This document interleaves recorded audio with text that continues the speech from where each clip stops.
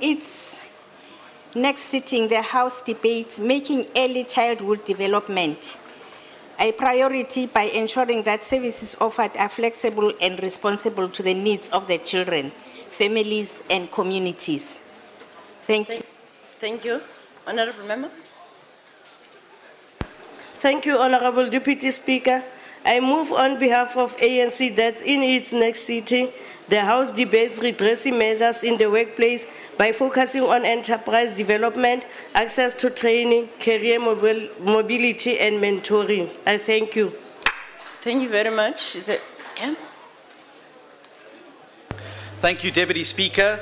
I hereby move on behalf of the Democratic Alliance that this House debates freedom of political expression in South Africa following the ANC's hysterical reaction to the satirical T-shirts produced by the schoolboys of Westville Boys High. Thank you very much. Are there any more notices? Thank you, Deputy Speaker. I give notice that at the next sitting of the House, I shall move on behalf of the Inkatha Freedom Party that the House debates the ever-escalating fee increases at tertiary institutions. I thank you. Thank you, Honourable Member. There's a member right at the back. Thank you, Deputy Speaker. I move on behalf of the ANC that its next sitting, the House debated that strengthening the national health system as a whole by improving governance and eliminating infrastructure backlogs. Thank you. Thank you. Any more notices? No? Thank you, Deputy Speaker.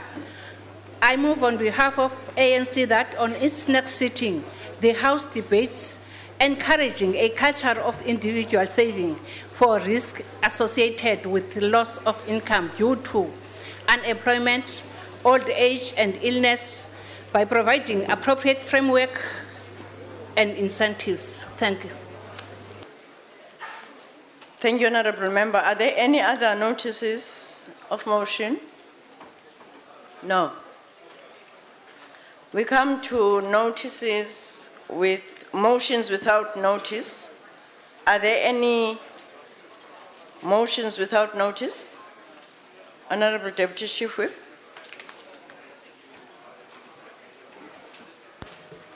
Thank you, Honourable Speaker. I move without notice that the House welcomes the admission of the 3 blind matric students of the EFATA School for the Blind by the Nelson Mandela Metropolitan University to study next year after they were earlier rejected by the same institution. Further notes that this about 10 by the Nelson Mandela Metropolitan University follows the publicity of this story by the Herald newspaper a week before. Recalls that the university's reasons in rejecting the pupils was the lack of facilities to accommodate blind students. Further recalls that the university's vice-chancellor reversed the university's admissions office decision to reject the pupils' application. Believe that the vice-chancellor was correct in his argument that declining access to any student on the basis of disability per se is unconstitutional and cannot be permitted. And we congratulate the Nelson Mandela Metropolitan University on reversing the rejection of the pupils, as well as the Herald newspaper on exposing the plight of the disabled people. I thank you. If there are no objections, I put the motion. No objections, agreed to. Are there any further motions without notice? Madam Deputy Speaker, I hereby move on behalf of the Democratic Alliance that the House notes that the South African national cricket team outplayed and outperformed international cricket giants Pakistan during their recent one-day international tournament.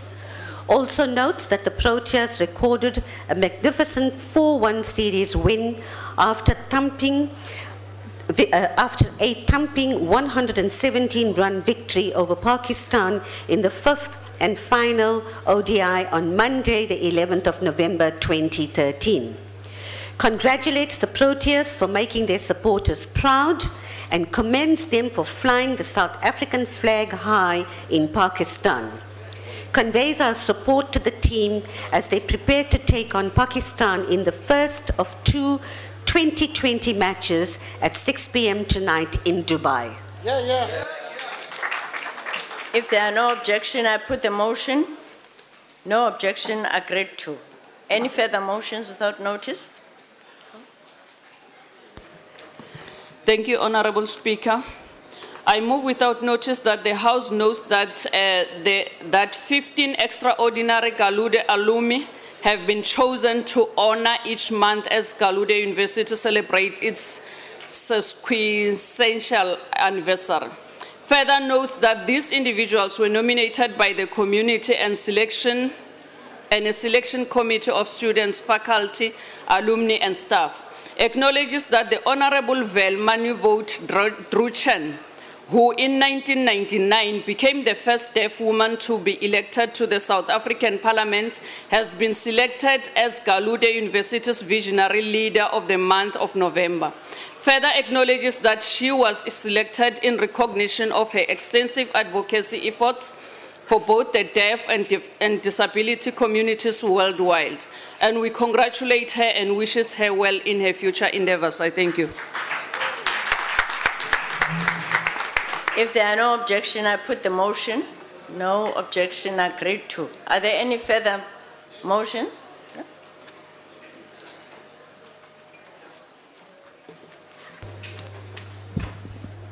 Thank you, Honourable Deputy Speaker.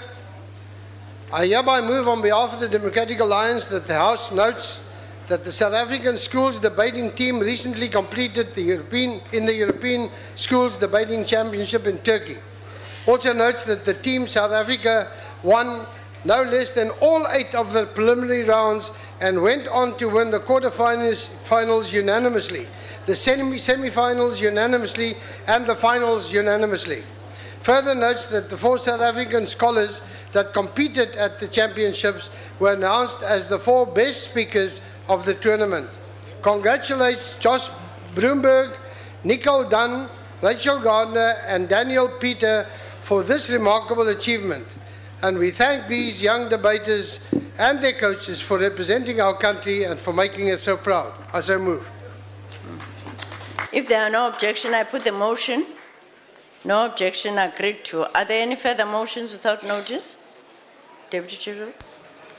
Thank you, Honourable Speaker. I move that the House notes without I move without notice that the House notes that the United Nations General Assembly designated 25 November as the International Day for the Elimination of Violence Against Women.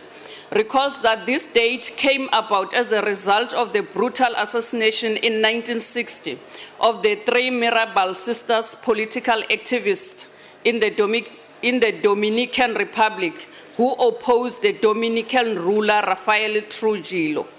Acknowledges that millions of women and girls are assaulted, beaten, raped, mutilated, and murdered in South Africa and around the world. Believes that through the united actions, we can challenge and end this violent behavior against women and young girls, and urges government, civil society, and all South Africans to organize activities designed to raise public awareness of the problems that we encounter on a daily basis. I thank you. If there are no objections, I put the motion. No objections, agreed to. Are there any further motions without notice? Are there any further?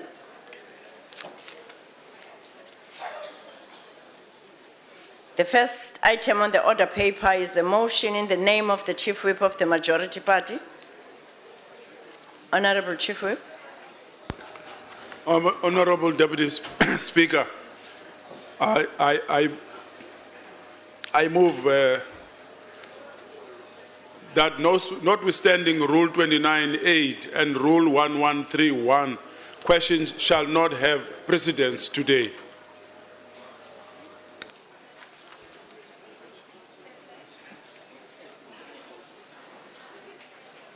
Are there any objection to that motion? Okay. No objection, agreed to. The second motion on the order paper is also on the name of the Chief Whip of the Majority Party. Honorable Deputy Speaker, I move that the House suspends Rule 253, subsection 1, for purposes of conducting the second reading debate today on the South African Human Rights Bill, Judicial Matters Amendment Bill, Judicial Matters Third Amendment Bill, and the South African Post Office Society Amendment Bill. Are there any objections? No objections, agreed to.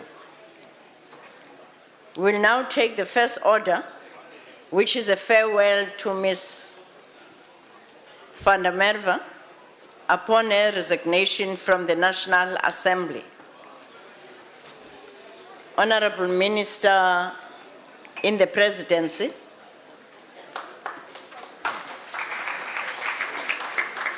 Thank you very much, Deputy Speaker. Honourable members, let me greet Sue van der Merwe and JP and Caroline sitting there with her. I don't know how to address you now, Sue. Are you the former Honourable or citizen van der Merwe? I am honoured to have the privilege of making this farewell speech to my comrade and friend Sue today. It does, however, feel a bit strange that we are experiencing the voluntary departure of someone this young.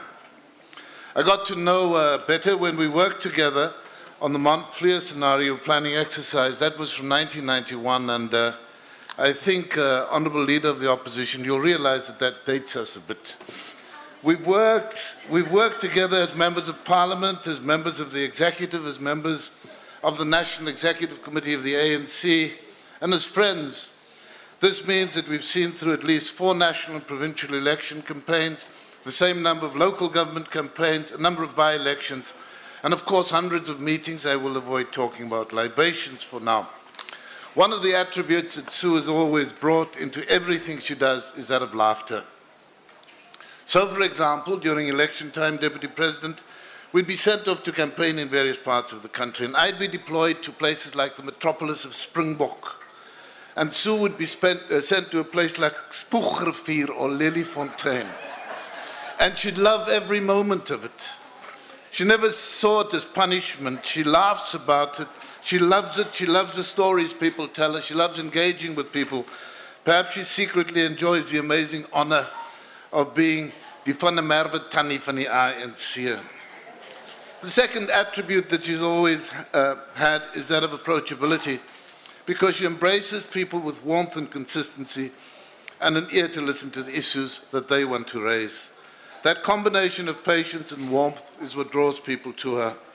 I suppose it's the effect of the many things that she modeled a life on, from her work seamlessly from the Black Sash to being a member of the National Executive Committee of the ANC. A third attribute that Sue brings is style. She has a lot of it. Her presence has always served to counteract the caricature shaped by people like me of ANC made up of people in Che Guevara berets and T-shirts. It's a style defined not by the clothes she wears, but by the grace with which she carries herself. One of the most important attributes that Sue brings with her is that of engagement. She would take on issues, often fiercely and passionately, debating the merits. She'd take up issues, especially when they migrate against their value system. Issues of racism, sexism, tribalism. In fact, most of the isms would see her take a position. This passion we see displayed because she lives out the values through a belief system. I want to quote from an address that she delivered at the University of Pretoria in December 2008 that demonstrates her sense of values and principles and what shaped her as a Deputy Minister in Foreign Affairs. She said, in South Africa, the journey of freedom and democracy was one in which many people made great sacrifices. South Africa endured many trials and overcame many obstacles to get to the first democratic elections in 1994. It was indeed a long struggle that claimed many lives. Ours was a just struggle, and ultimately South Africans achieved that which they'd fought so hard to bring about, a new non-racial, non-sexist democratic South Africa. South Africans also know that they were not alone in their struggle against apartheid. On our continent and throughout the world, people stood in solidarity with the struggle against apartheid. This international solidarity against apartheid in South Africa was, by all accounts, a critical factor in creating the conditions for a peaceful transition to the new South Africa, a new South Africa that was ultimately founded on the principles and values enshrined in our Constitution, unquote. Now, given that, and given the fact that that was sometime midway in her career, it is important to recognize that it wasn't a flash in the pan. I found a quote from one of Nelson Mandela's notebooks, where he says of leadership, and I quote, "Leadership falls into two categories. A, those who are inconsistent, whose actions cannot be predicted, would agree today and repudiate the following day. And B, those who are constant with a sense of honor and a vision." It's abundantly clear that Sue is a distinguished part of the second category of constant and value-driven leaders.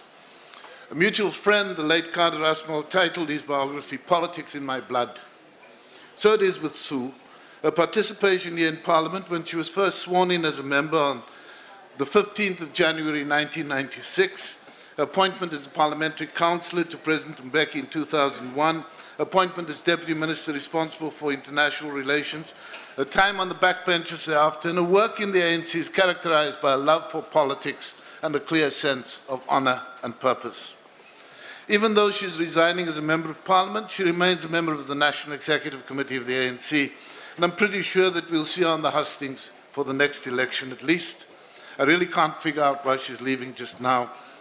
There's a really interesting story about her when she was a brand new MP.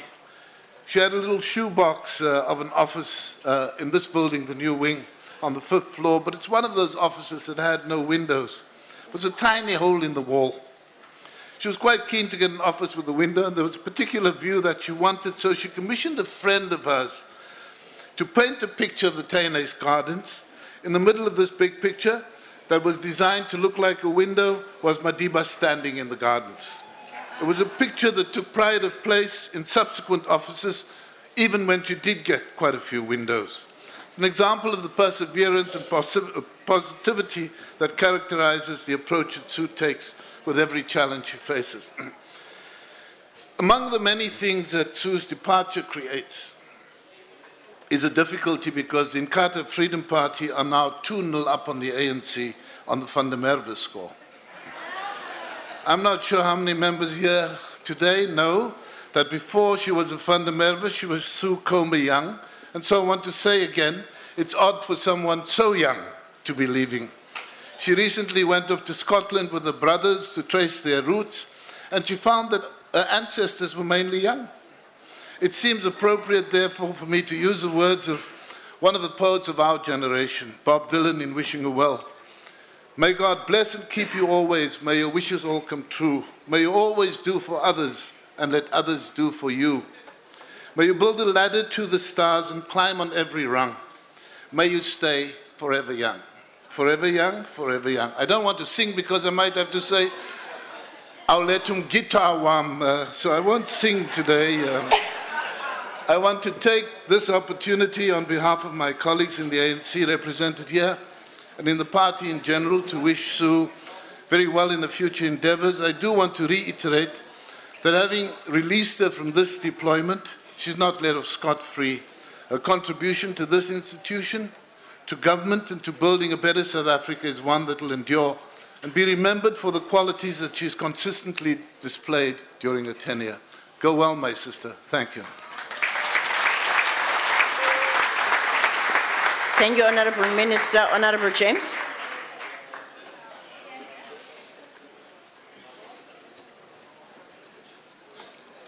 Deputy Speaker, saying farewell to a colleague is as much an occasion tinged with some sadness and regret as it is a time for reflection. Sue van der Merwe in many ways upheld the virtues of what it means to be a Member of Parliament, a person who believes in professionalism, a person who brings their experience to bear on wisdom and common sense in decision-making, who with an irreverent sense of humor is able to bring light in an environment that so easily descends into a depressing somberness. The tragic loss of her husband, Tiaan van der Merwe, in 1991, and the recent attack on her at home makes it even more unusual that she bears herself with such poise and with such joyful, irrepressible spiritedness. Sue van der Merwe has never seemed to waver in her loyalty to the African National Congress, which is not a criticism. It is a loyalty that was put under stress, most seriously when a person she respected greatly, former President Thabo Mbeki, pursued a pseudo-scientific HIV/AIDS policy that she and others were unable to reverse, a record that tainted his legacy, not hers. As Deputy Minister of International Relations and Cooperation, the success of her efforts to professionalize our Foreign Affairs Civil Service and her persistence in creating a welcome environment for the diplomatic community here were admirable and greatly admired by all. The unanswered question, of course, is why in the ANC a human rights-based foreign affairs doctrine championed so consistently by the late Professor Kader Asmal, someone who carried the moral authority of the anti-apartheid movement out of Ireland, never saw the light of day, which of course is a question to the minister and not to her. In committee, Sue van der Merwe was a model of a committee member. She was diligent, she was conscientious, she was constructive, and she was practically intelligent. And at one or two moments where it mattered greatly, she was highly principled. She once stood up to some of her ANC colleagues when someone dared suggest that the committee retain a clause that allowed serving political office bearers to have a stake in the lotto operator.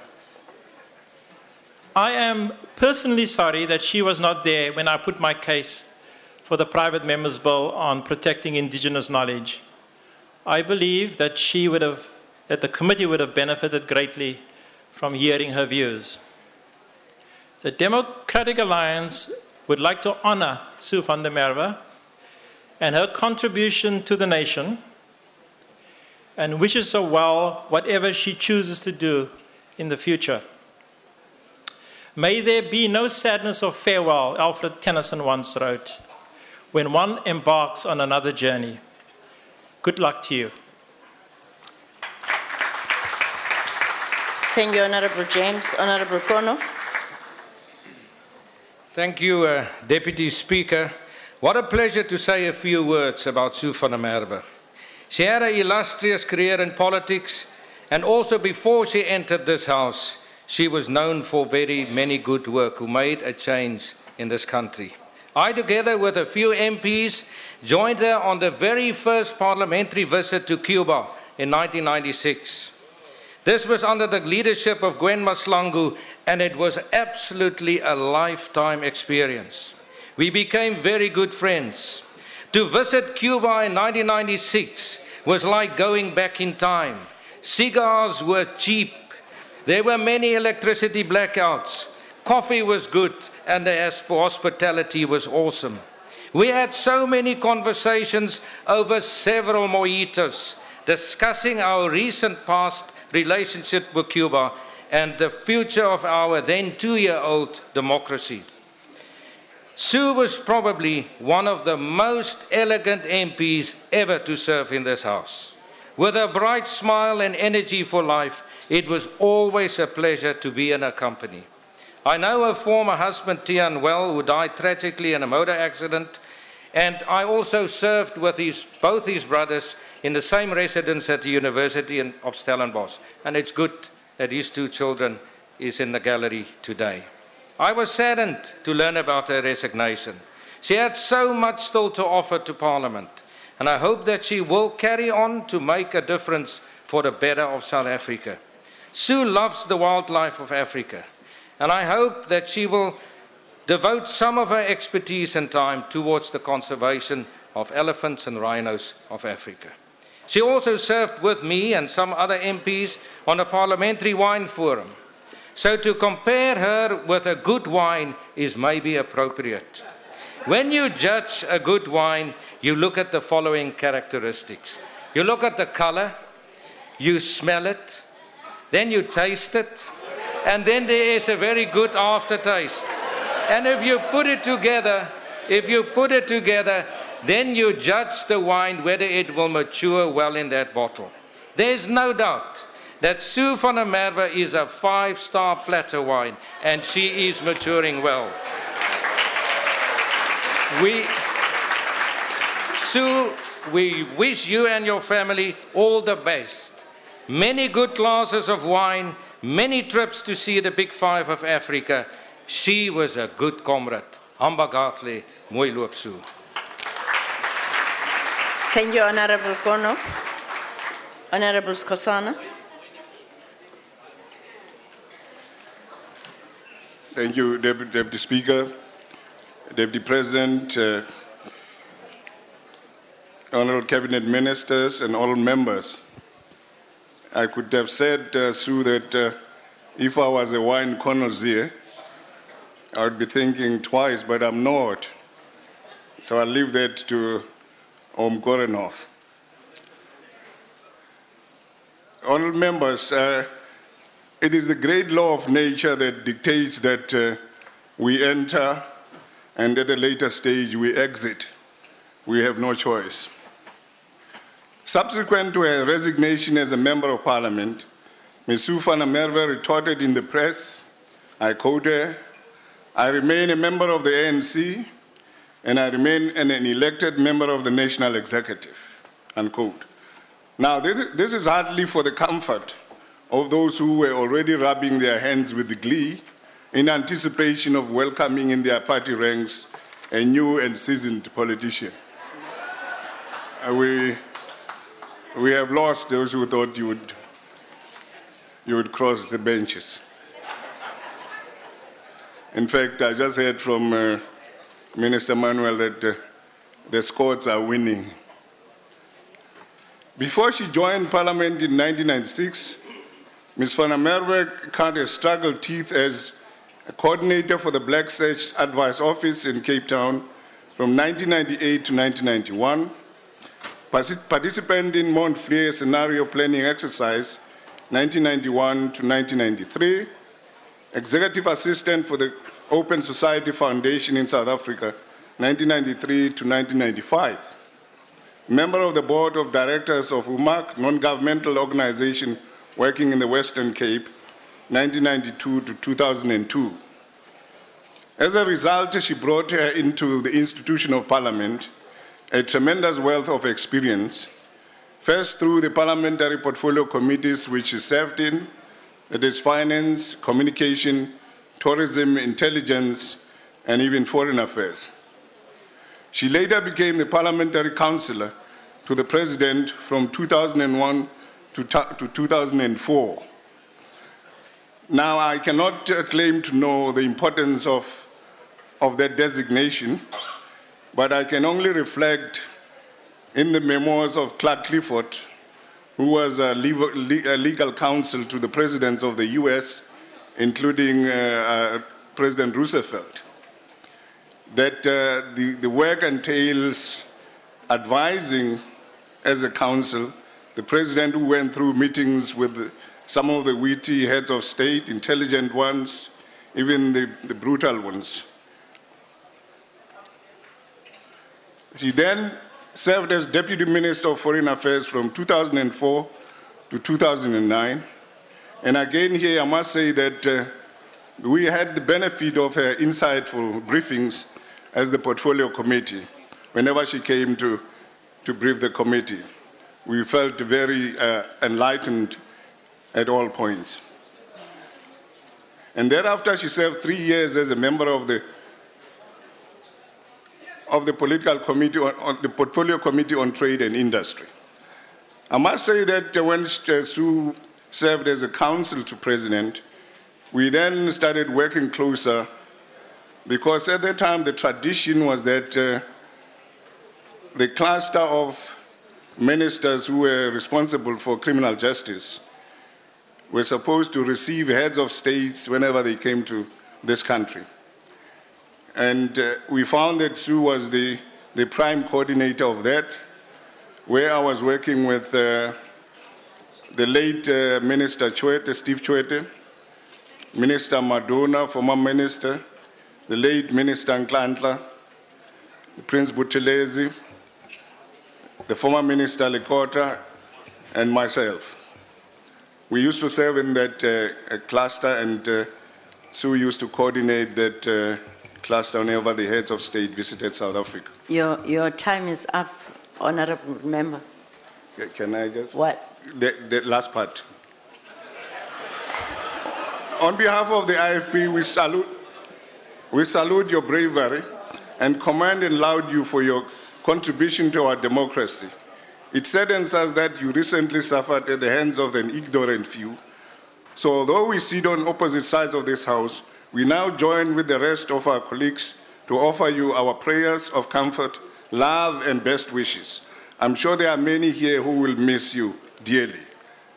We bid you farewell and wish you every success in your future endeavors. I thank you.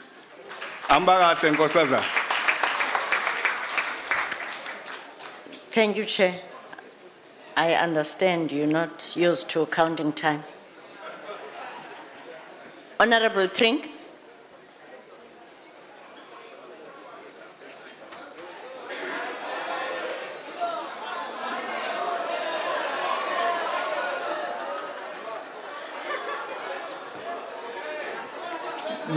My sincere apologies, Honourable Speaker. On my list it has Mulder, and I probably know that I probably broke protocol. Yes. But when I heard you calling, I want to apologize for the House for breaking protocol. I did not know that I was not supposed to walk this way. So my apologies.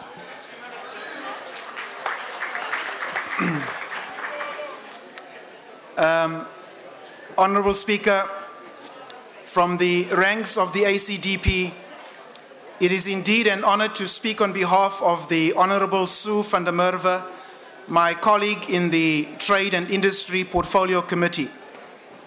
Honourable van der Merwe certainly has had an illustrious career going back to the 1980s when she served as coordinator in the office of Black Sash. Since then, Honourable van der Merwe has held numerous important positions in government, and the one that certainly stands out is a position as Deputy Minister in the Department of Foreign Affairs. Before her resignation, Honourable van der Merwe served as the Deputy Minister of International Relations and Cooperation until 2010, as well as a committee member on the Trade and Industry Portfolio Committee, on which she served with distinction for her political party, the ANC. It was on this committee that I got to know and interact with the Honourable van der Merwe. And on this committee, I found that her astuteness, her intelligence, and attention to detail were what became evident as talents she possessed and used to best represent her party. To Sue, we say, may the Lord bless you, and may the Lord keep you, and may the Lord make his face to shine upon you and be gracious to you. May the Lord lift up his countenance to you and give you peace. Even as your colleagues on my right-hand side say amen and agree with me. The ACDP wishes the Honourable Sue van der Merwe well in all of her future endeavours. I thank you. Thank you, Honourable Member. Honourable Mfundisi. Honourable members, can you lower your level of noise, please? I'm sure Ms. van der Merwe wants to hear each and every word that people are saying here. Deputy Speaker and honourable members, the old saying that there is time to come and time to go has been verified by Sue. Well, unlike some speakers like the Honorable Minister in the presidency who spoke before me, I knew Sue only between 9 hours and 16 hours on working days when Parliament sat, and therefore I'll confine myself to that. Quite meticulous in all she did. I came to know Sue in 1999 when we served in the Portfolio Committee on Environmental Affairs and Tourism, chaired by Gwen Mathangu. She came out as a quite amiable and had a grasp of issues environmental in which she exuded passion. As the ANC whip in the committee, she maintained discipline among her colleagues and led by example in being punctual. When she was elevated to the position of Deputy Minister of Foreign Affairs then, she did not lose touch with the people. She showed a big heart when, after resigning, I must emphasize, after resigning, she resumed her seat as a backbencher, a lesson yet to be learned by some. We in the UCDP wish her well in her retirement from active politics. We hope she will invest her energy on family and other community projects as much as she has vowed to do it for her party. UCDP wishes her all the strength all the way. Thank you very much. Thank you, Honorable Mfundisi. Honorable Mulder.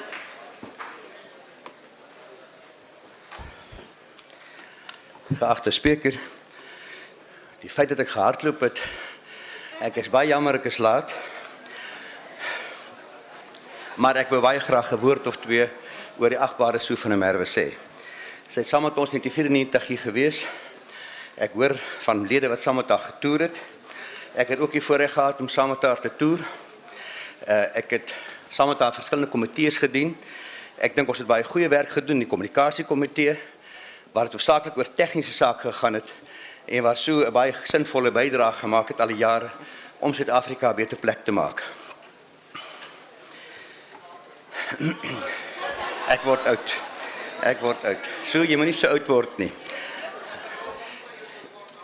Daarna, as adjunkminister, het ek die voorreg gehad om met haar saam te werk en verskeie sake met haar gaan bespreek, waar sy regtig sinvol gehelp het, bydrae gemaak het en ons het saam dinge kon aantree. Ek het ook die voorreg gehad om vir Tiaan te ken en ek was hoog beïndruk altyd met Tiaan se bydrae ook in die verlede. Ek sê vir haar baie sterkte vorentoe, sterkte daar buite.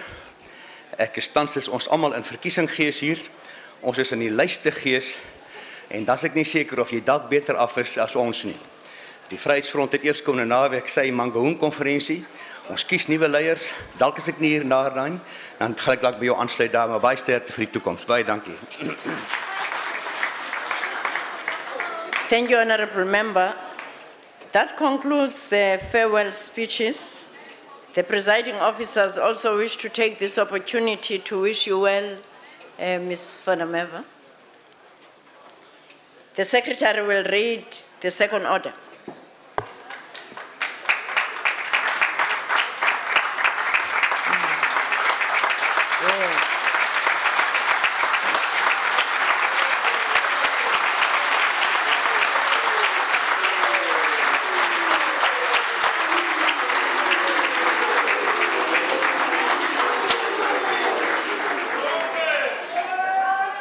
Thank you. The Secretary will read the second order. First reading debate, Infrastructure Development Bill.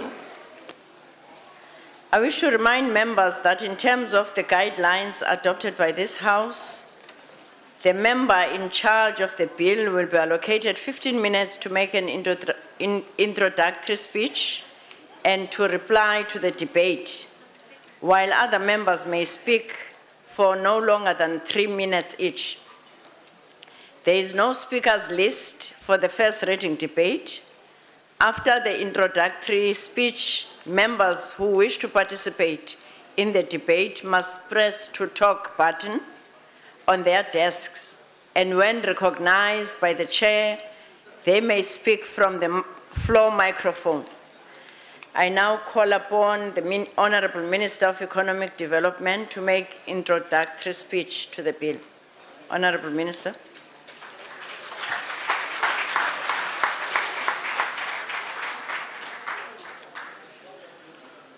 Honorable Deputy Speaker, His Excellency Deputy President Motlanthe, honorable members.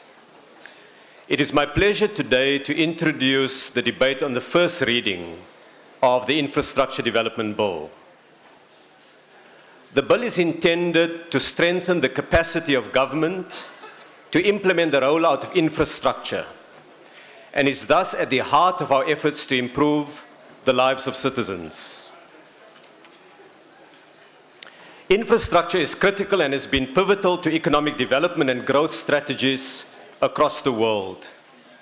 In South Africa, infrastructure development is one key means to reverse the spatial patterns of apartheid and to address the legacies of privilege and underdevelopment that is part of our painful history. The importance of infrastructure development is recognized in government policy frameworks. The National Development Plan says that to achieve sustainable and inclusive growth by 2030, South Africa needs to invest in a strong network of economic infrastructure designed to support the country's medium and long-term objectives. Government's new growth path identifies infrastructure as the trigger jobs driver that is vital to unlock the potential of agriculture and agro-processing, mining and beneficiation, manufacturing, tourism, the green economy, and African regional development, and above all to improve the lives of citizens. Honorable members, we have taken steps to implement the commitment to improved infrastructure planning and implementation during this administration, building on almost 20 years of reconstruction and development. In 2011, Cabinet approved the establishment of the Presidential Infrastructure Coordinating Commission, or PICC, chaired by the President. It looked carefully at the lessons learned from previous bold programs, including the 2010 World Cup, the airport upgrades, road construction, and the building of the Gautrain, all as part of creating the capable state in the infrastructure space. It developed a forward-looking national infrastructure plan that is now being implemented. It has begun to unblock obstacles that hampered infrastructure spending, and it used increased spending in the midst of continuing slow global growth to maintain high levels of public investment, an important response to secure and support employment. Honorable members, we have a number of infrastructure successes in the past 20 years and in the almost 5 years of this administration. Let me share with this august House the story of electricity as an illustration of the progress we have made. Honorable members may be interested to know that the first municipal electricity in South Africa was provided in 1890. Between 1890 and the onset of democracy, 5.2 million households were connected to the grid. 5.2 million. Since 1996, the census year, a further more than 7 million households were connected to the grid. In other words, in less than 20 years of the democracy, more people were able to access electricity than in the previous 104 years of colonialism and apartheid. That is an extraordinary achievement, one of which we all can be proud of. Honorable members, at the start of this administration, solar water heaters were a rare installation, seen only in the homes of a few green-conscious, generally higher-income households. Today, across the country, in many townships and villages, hundreds of thousands of people are able to access running hot water using the power of the sun through the solar water heating system as part of our infrastructure rollout. I can similarly point to progress made in building social capital, clinics, schools, university buildings, and in expanding economic infrastructure such as road, rail, electricity generation, and bulk water supply. Spending levels are rising as we improve the capacity of the state to implement. Public investment now accounts for 7.6% of GDP, up from 6.8% in late 2010. Moreover, procurement contracts ensure that the purchase of major equipment from local producers, including buses, trains, and inputs for electricity generation, improve the impact on economic growth and industrialization. Government is acting decisively to tackle corruption, collusion, and cartels in the construction industry, using the competition authorities to uncover evidence of price fixing, and they have slapped fines of 1.4 billion rand on companies concerned, and the authorities are now investigating criminal charges against the individuals. Today, our public infrastructure program employs more than 180,000 people, many of them young people. Kusile Power Station will be the world's 4th largest coal-fired power station. It's being built here in South Africa. And it alone, just Kusile, employs more than 7,000 youth on its construction site in Mpumalanga. It demonstrates our commitment to bring young people into jobs in infrastructure. Honourable members, this bill before Parliament is intended to build on these successes, but it also recognises that there are still many weaknesses and challenges we must face in implementation, and the bill provides the legal tools to overcome these challenges so that we can do more to achieve our national goals. Let me now outline some key provisions of the bill. What does the bill seek to do? First, the bill establishes in law the coordination structures of the PICC. It provides for the President to nominate members of Cabinet, and it includes the premiers of provinces and representatives drawn from local government. This is done to ensure that all 3 spheres of government are part of the Commission, and that all the main executive authorities across the public sector are mandated to meet on a regular basis to drive implementation of infrastructure. Second, the bill provides for a planning framework for infrastructure, with a long-range plan that moves beyond the work of one single administration, in line with a call in the NDP. It ensures that we move beyond the stop-start pattern of infrastructure. It allows universities and FET colleges to tool up to produce the skills that are needed for the next 20 to 30 years. It gives investors the certainty that they need in order to commit to long-term investment in the domestic economy. Third, the bill provides for the designation of strategic integrated projects, or what we call SIPs, through the National Infrastructure Plan. To date, the PICC has identified 18 SIPs, which bring together hundreds of separate construction projects, which includes improving schools across the country, opening the northern mining belt, and developing the southeastern coastal regions. These SIPs allow for better integration of connected projects and improve monitoring of implementation. The SIPs will be chaired and coordinated by different cabinet ministers, providing high-level political leadership and encouraging alignment. Fourth, the bill sets out timeframes for the approval of regulatory decisions affecting the implementation of infrastructure projects. Instead of sequential approval processes, you ask for this, you get it, it takes a long time, you then start with your next application. The bill instead provides for processes to run concurrently wherever possible. This ensures that the state works to a common deadline, and these timeframes provide for extensive public consultation periods. Fifth, it sets out processes of coordination that require regulators and relevant departments to work closely together through steering committees for each SIP that will coordinate efforts to speed up the implementation of infrastructure construction and completion. These in turn will be monitored on a quarterly basis through an integrated dashboard that have been developed in the PICC. Next, because many infrastructure projects require land, it provides for the PICC to expropriate land required by the state, but it makes such power subject to the Constitution and any act of Parliament specifically dealing with expropriation. Seventh, it contains clear mechanisms to avoid conflict of interest between decision makers and the underlying projects as part of government's anti-corruption drive. It provides for tough penalties for corruption, including imprisonment of up to 5 years. 8, it sets out the mechanisms through which developmental targets can be set for each major infrastructure project. Honourable members, these covers issues like local industrialization, job creation, youth employment, greening the economy, skills development, rural development, and broad-based empowerment.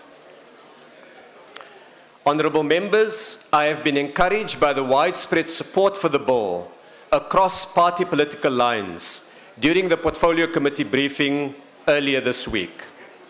Passing the bill will ensure that the successes with our infrastructure rollout are sustained and indeed strengthened in the coming years, that jobs are created, that inclusive growth is promoted, that public and private investment levels are lifted, that we strike a blow against poverty, inequality, and unemployment.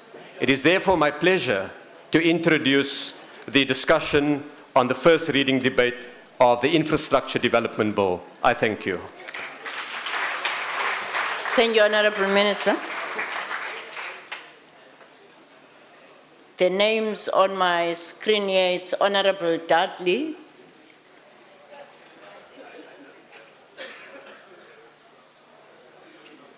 Thank you, Deputy Speaker. The ACDP recognises that in South Africa, as in every country, infrastructure underpins economic and social development and is a driver of business and employment opportunities. It is critically important for the state to ensure that infrastructure grows sufficiently in order to serve the expanding economy and population. It is also important that it is built, operated and maintained efficiently and cost-effectively. The ACDP supports the principle of streamlined and integrated processes of approval and supports sustainable and responsible infrastructure development in general. Now, stakeholders have noted that the Department of Economic Development has taken on board some of the concerns expressed, but concerns remain that the bill, as it stands, still violates a number of constitutional rights and obligations, making it vulnerable to constitutional challenge. Over and above the procedural aspects of the fast-tracking proposed in this bill, it is important to understand the potentially radical consequences of shortcutting established timeframes or EIA public participation and appeal. In short, in simple terms, poor or inadequate assessments of risks posed to water quantity and quality, particularly in the drier and more variable climate zones of the country, can expose entire communities to loss of access to drinking water. South African taxpayers are already bearing the cost of poor planning and inadequate regulation of environmental impacts, and ultimately it is the poor and vulnerable communities who cannot afford to relocate to avoid environmental pressures. The very communities that the SIPs are supposed to assist will bear the brunt.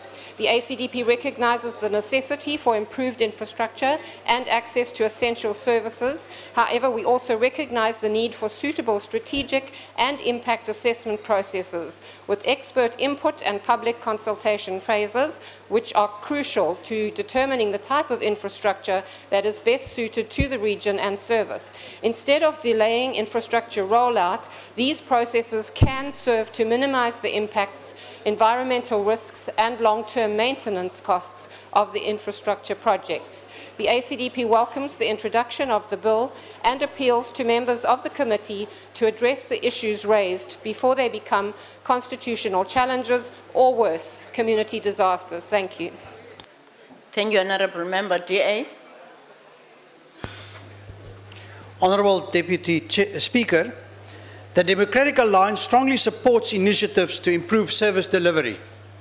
A lack of coordination between government departments and between different spheres of government has too often delayed the construction of much needed infrastructure. Too often have those tasked with the planning processes of significant infrastructure projects not shown the urgency needed to get things done. That is why the Western Cape government has a From Red Tape to Red Carpet program. And that is also why we support the objectives of the Infrastructure Development Bill. However, some questions regarding the bill still remain, and the Democratic Alliance is looking forward to the debates in the Portfolio Committee on Economic Development. Minister Patel recently presented a long list of risks associated with the fast tracking of infrastructure projects to the Portfolio Committee. The bill is silent on how these will be mitigated. But let me highlight just 4 concerns which the Minister did not identify.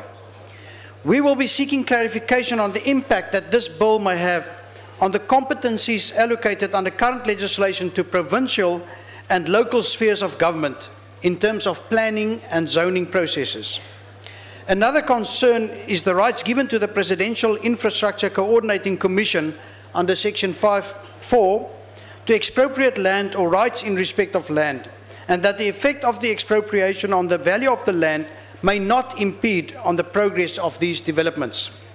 Section 17(1) prescribes that planning processes must now run concurrently in order to save time. Planning processes do take time, but can also be quite costly. The outcome of one planning process may have a huge influence on the thinking and progress of another planning process, which under normal circumstances would be running sequentially. This bill may therefore have the unintended consequence of legitimizing wasteful and fruitless expenditure. In a country where fraudulent actions are all too rife and that is slipping on the international list of corruption rankings, this risk should be of major concern. Lastly, the President will be chairing the Presidential Infrastructure Coordinating Commission. We will be pushing that Parliament's role in providing oversight as to which projects will be selected as SIPs or strategic infrastructure projects should be strengthened. Also, the criteria to select SIPs should be clearer. This is extremely important, especially in the light of the recent infrastructural upgrading of a private residence belonging to the President. Nothing in this bill prevents the Presidential Infrastructure Coordinating Commission to include and fast-track similar projects in the future. We trust that our concerns will be addressed during the deliberations on this bill. I thank you. Thank you, Honourable Member Coe.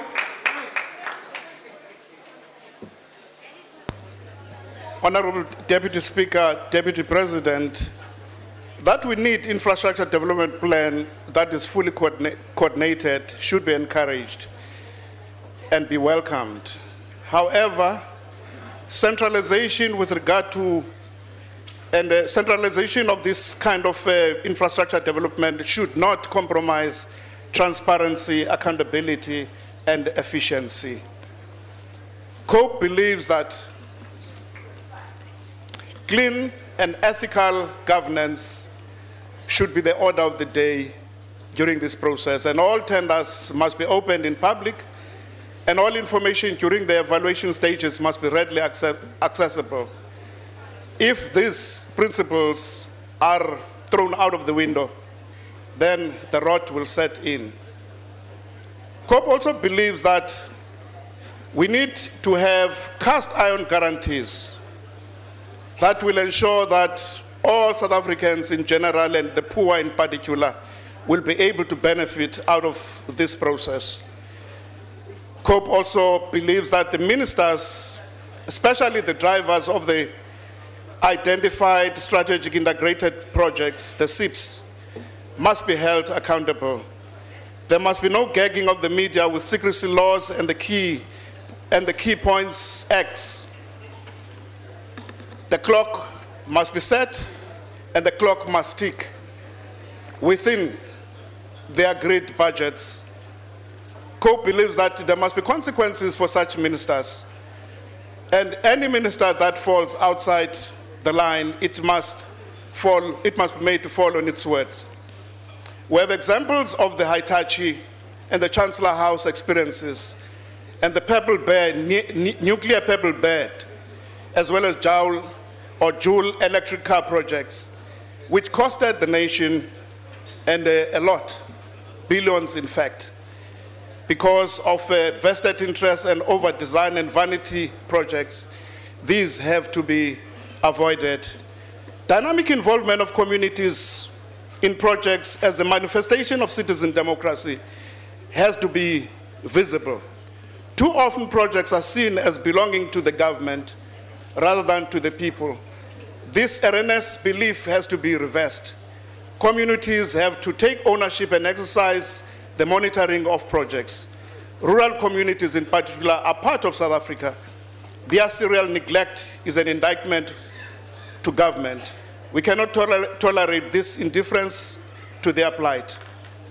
Speaker, for now, COPE supports the infrastructure development draft bill, provided that all of the risks that we have alluded to, and that also the bill itself alludes to, are taken into consideration.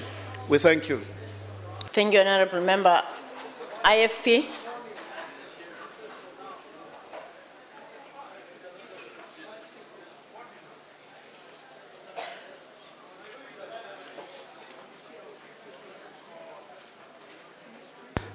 Thank you, Honorable Deputy Speaker. Infrastructure development and maintenance remains a continuous process with little or no room for lethargy. The South Africa of today finds itself on a sink or swim trajectory with very ambitious but absolutely required economic growth paths and development plans.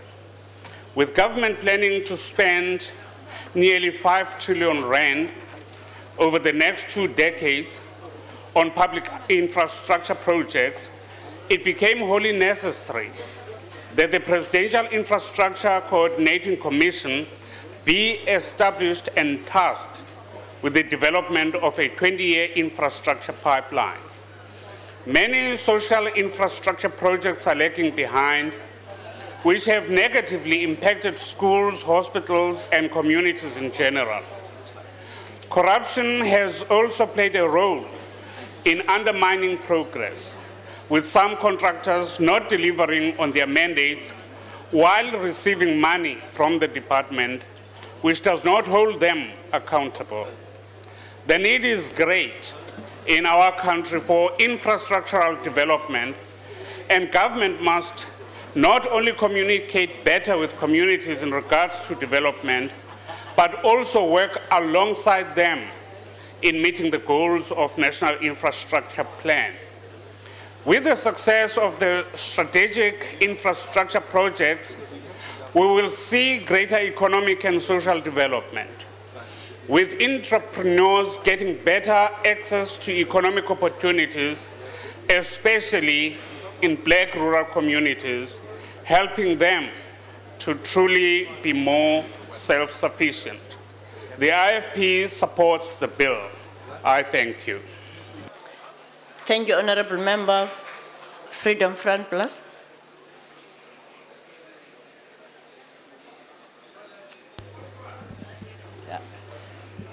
Young Speaker, ek dink in hierdie raad verskil ons oor baie sake en ek dink dit is deel van die demokrasie. Maar as dit oor infrastruktuur gaan, dan behoort daar baie min verskille te wees, omdat so 'n belangrike deel is van ekonomiese groei. En almal besef sonder goeie infrastruktuur gaan daar nie ekonomiese groei wees nie. Waar die Vryheidsfront in die verlede krities was en ook in die toekoms krities sal wees, was dit op planne wat hier gemaak is of kabinetsbesluite wat pragtig mooi gesteun is deur ons almal en wat langs die pad weggeraak het en eintlik nooit op die grond geëindig het nie. Die redes was rompslomp dikwels. Baie keer was dit 'n gebrek aan koördinasie waar departemente in silo's werk en wat goed bedoelde projekte wat tot almal se voordeel sou wees, iewers langs die pad moes gekanselleer word. Hierdie wet probeer juist dit oplos. Hy probeer daardie probleme tot niet maak en in daardie opsig sal die Vryheidsfront dit onverwaarlik steun. Daar is detail wat nog uitgepraat moet word. Ons glo daar's geleentheid in die komitees en die debatte om die detail uit te praat, maar dit is vir Suid-Afrika so belangrik dat ons nie agterraak wat infrastruktuur betref nie. Ek dink die beste voorbeeld bly die Wêreldbeker waar ons gewys het toe ons onder druk was, stadions gebou kon word, infrastruktuur gebou kon word. Die geheim wel was daardie tyd was daar spesifieke spertye en ons het sekere van die beperkende maatreëls van die regering opgehef om seker te maak die infrastruktuur werk. Ek glo hierdie is so belangrik dat ons selfs dit moet oorweeg om sekere maatreëls op te hef om suksesvol te wees. Jy weet, Suid-Afrika is tans nog die ekonomiese reus in Afrika. Ons het rede om trots te wees daarop. In sommige berekeninge is ons nog steeds 2 keer sterker as Nigerië, 3 keer sterker as Egipte, omtrent sterker as 50% van Afrika se lande saam. Maar die projeksie sê, soos die huidige groei aangaan, gaan Nigerië binnekort ons verbysteek. Ek wil nie onnodig in 'n kompetisie wees nie, maar as hulle 'n refleksie wees op hierdie parlement, as die rede daarvoor is omdat ons nie infrastruktuur voorsien het en die wet deurgesit het om dit moontlik te maak om billik te kan groei en die reus te bly in Afrika wat ons tans is nie. Ek dank u. Thank you, honorable member. Is there a speaker from ID? UTM? UCDP?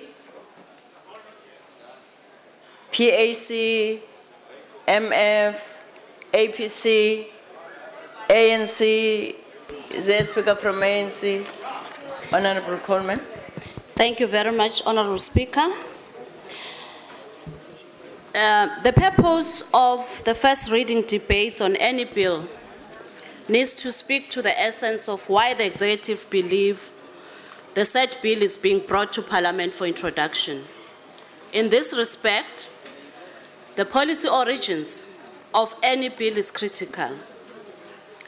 The 53rd ANC National Conference has firmly declared its support to and for the National Infrastructure Plan and the development of the 10-year project pipeline by the President Plan, instead of each administration developing the national projects available to local manufacturers.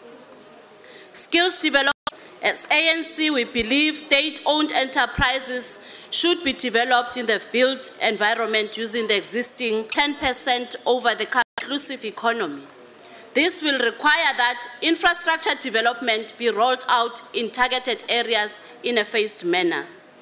In this connection, we must optimize the investments that have already been made in the establishment of industrial development zones through special determinations relating to incentives, access to adequate and affordable basic inputs such as electricity and water, as it has already been mentioned by the Minister. Notes that will be the basis of connecting the outlying areas to the major industrial hubs and also enable more rural development must be promoted through this program. Specific transformative infrastructure programs should be identified in these notes and included in the budget programs. Composition of an expenditure should be changed in favor of infrastructure development. It is going to be difficult to finance infrastructure initiatives from the fiscus only. Thus, the question of funding infrastructure and appropriate pricing of infrastructure is key.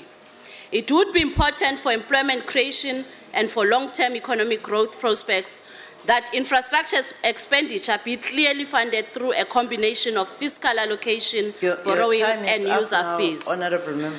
In conclusion, Madam Speaker, let me say, whilst the committee must still engage with the contents of the bill, the Infrastructure Development Bill will assist to remove the red tapes and ensure integrated, coordinated implementation of infrastructure projects. The ANC welcomes the introduction of the bill. Thank you very much. Honorable Minister.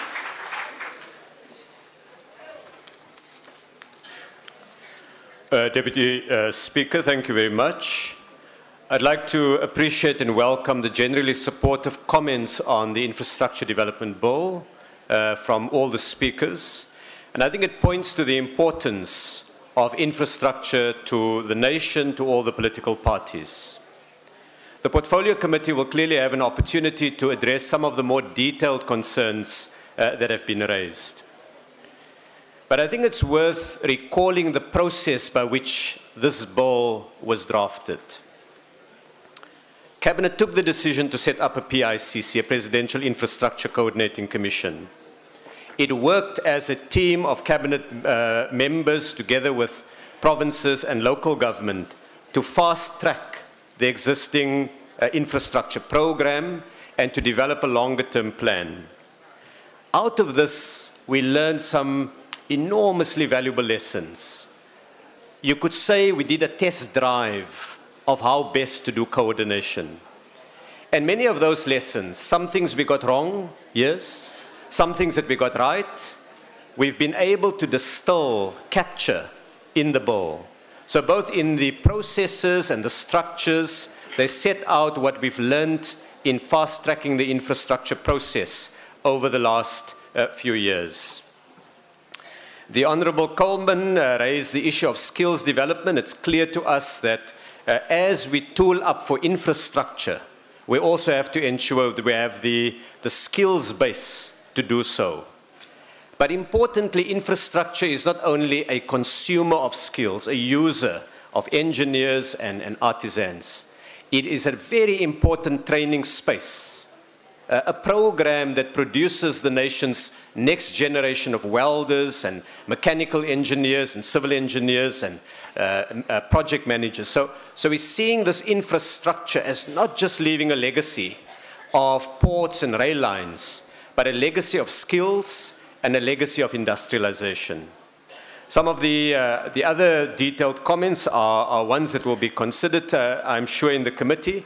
But I would like to point to the comment by the Honourable Mulder, who I think correctly points to the challenge of silos, that the bill, the central thrust of the bill, is integration, is bringing things together, is creating the machinery for unified and coordinated decision making.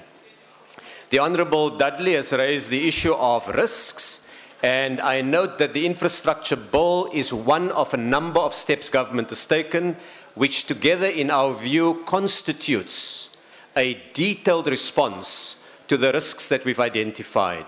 So we were very open about the risks. The bill covers some of those risks, but other policies and actions in government cover others. For example, the risk of collusion by the private sector. This bill won't deal with it because the Competition Act would be the tool that we use to address that risk. So there's not a clear consonance between the list of risks and the bill, because the bill can only deal with one part of it. Honourable van der Westhuizen's point about the need to ensure that we don't take away power from any sphere of government. I think we make the point that it's not power being taken away, but it's power that's exercised in combination. It's cutting red tape in the public sector to ensure that we actually deliver. Honourable Ngonyama would be pleased when he looks at section 13 to see a very detailed response to the issues of ethical governance, of corruption, stiff penalties, and very clear and transparent rules that would apply.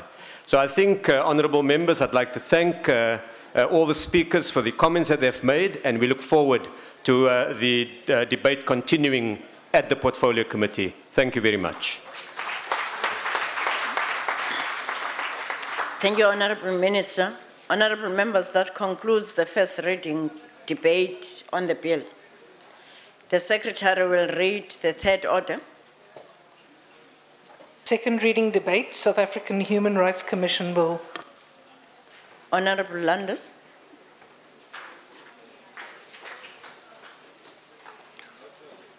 Deputy Speaker, Honourable Deputy President. The Human Rights Commission was established in terms of the interim 1993 Constitution and continues to function in terms of that legislation. The bill before the House addresses that anomaly so that the Human Rights Commission will now exist in terms of the 1996 Constitution and this bill when it becomes law.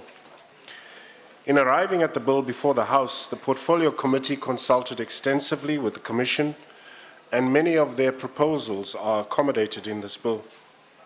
The purpose of the bill, therefore, is to repeal the existing South African Human Rights Commission Act, Act 54 of 1994, and replace it with a new South African Human Rights Commission Act. To a great extent, the existing provisions of the Principal Act, although in an amended form, have been retained in the bill. Any amendments to existing provisions are meant to streamline the application and implementation of the existing legislation, and more importantly, to enhance the functioning of the Commission. I want to refer particularly to Clause 17, which committee members refer to as the search and seizure provision. We have been informed that this provision can be found in legislation that establishes the Gender Commission, the Office of the Public Protector, amongst others. Moreover, we have been assured that this provision has never been used by the Human Rights Commission. However, the fact that the Commission has never used this provision did not silence the warning bells that were ringing in our minds. The very thought that our Human Rights Commission could break down the doors of a place of worship does not sit well. Consequently, Clause 17 has been tightened up considerably, although fears that the Commission could be breaking down the doors of places of worship still may exist. I take this opportunity, though, to express our gratitude to Mr. Lapis Labuskaghni for the leadership he provided in presenting this bill to the committee, and we commend the bill to this House. Thank you. Thank you, Honourable Member. Are there any objections to the bill being read a second time? Requests for declarations of vote have been received. I will now allow for up to 3 minutes, one member of each party wishing to make a declaration an opportunity to do so. DA.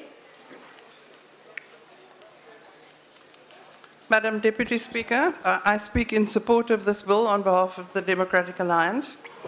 The South African Human Rights Commission has been functioning under its outdated 1994 Act for a scandalously long time. That Act was written under the 1993 Constitution. It was, in fact, the very first law written by the Democratic Assembly. It did not give effect to the function which was constitutionalized in 1996 to require government departments annually to report on the measures that they've taken towards the realization of socio-economic rights. These are the rights of access to housing, healthcare, food, water, social security, as you will know. And it is also required by the Constitution to look at the rights to education and a healthy environment. The Human Rights Commission has nevertheless, acting under its constitutional rights and duties, produced reports on these matters. It has at times been forced to use its powers of subpoena to elicit responses from government departments. Now, the new Act recognizes the powers and functions in respect of socio-economic rights. It also recognizes the admirable role that the Human Rights Commission plays in monitoring South Africa's obligations under human rights treaties, and it now creates the statutory basis for this role. The 93 Constitution required 11 commissioners, and the 94 Act a minimum of 5 full-time. The consequence on at least one occasion was that a president simply did not appoint all of the candidates recommended by us from the National Assembly. That was President Mbeki. Now, that situation should have been remedied a long, long time ago. This new Act does so. This Act recommends 8 commissioners, of which 2 part-time. It also takes a position which we hope will be followed when the Acts governing other Chapter 9s are amended in respect of the authority to select the chair and deputy chairpersons. There is a wide disparity, Deputy Speaker, as you will know, in the appointment provisions for Chapter 9s and their chairpersons. And the Chapter 9 review recommended the chairperson should be appointed either by the institutions themselves or by the Assembly. We've opted for the latter course, and we hope others will follow. This Act also gives effect to a Treasury regulation issued some years ago to address a lacuna in the PMFA. As a result of the lacuna, a number of CEOs at Chapter 9s took their accounting authority status to mean that they could take charge. We have now given effect to the Treasury regulation. In the case of commissions, it is the chairperson who bears executive authority, and this new Act makes that clear. Thank you, Honourable Member. Any other party wishing to make a declaration?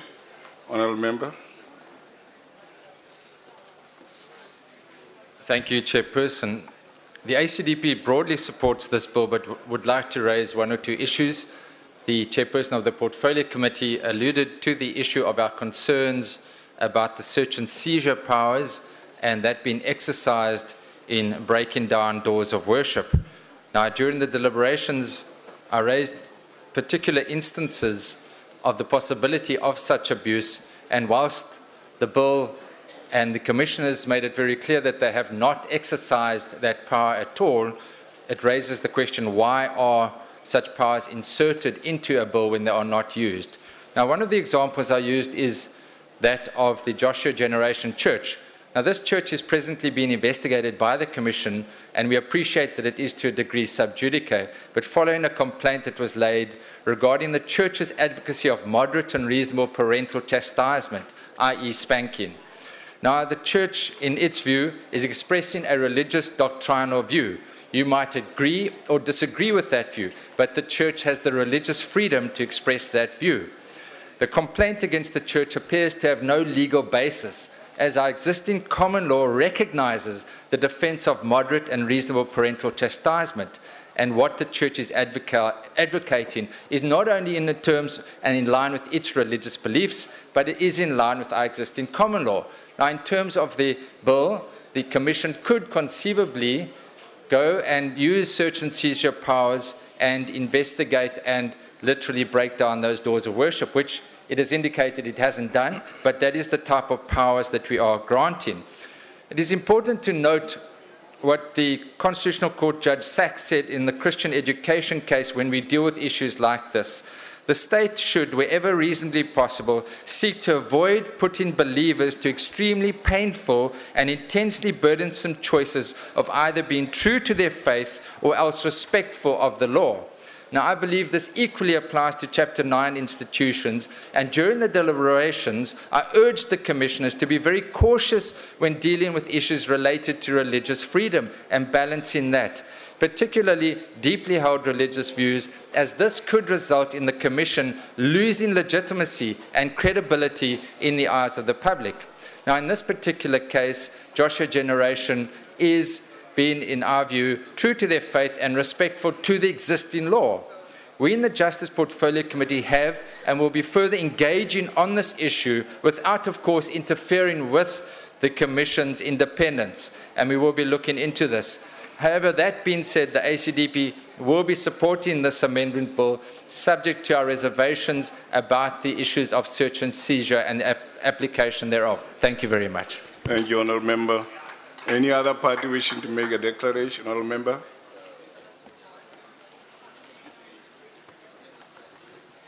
Angibonge emgcini wesihlalo. Ake ngiguquke namhlanje ngikhulume ngolimi lwakwamthaniya.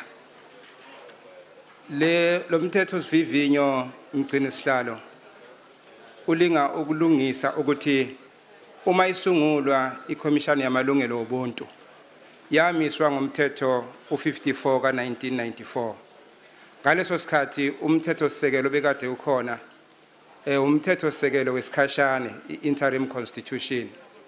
Ngakho ke njengoba manje sesine umthetho sisekelo owona osebenzayo i-final constitution, kubonakele ukuthi kufanele ukuthi ake kulungisweke kuchibiyelwe ukuthi i-Commission yamalungelo obuntu ayihambisane nalomthetho sisekelo esiusebenzisayo manje.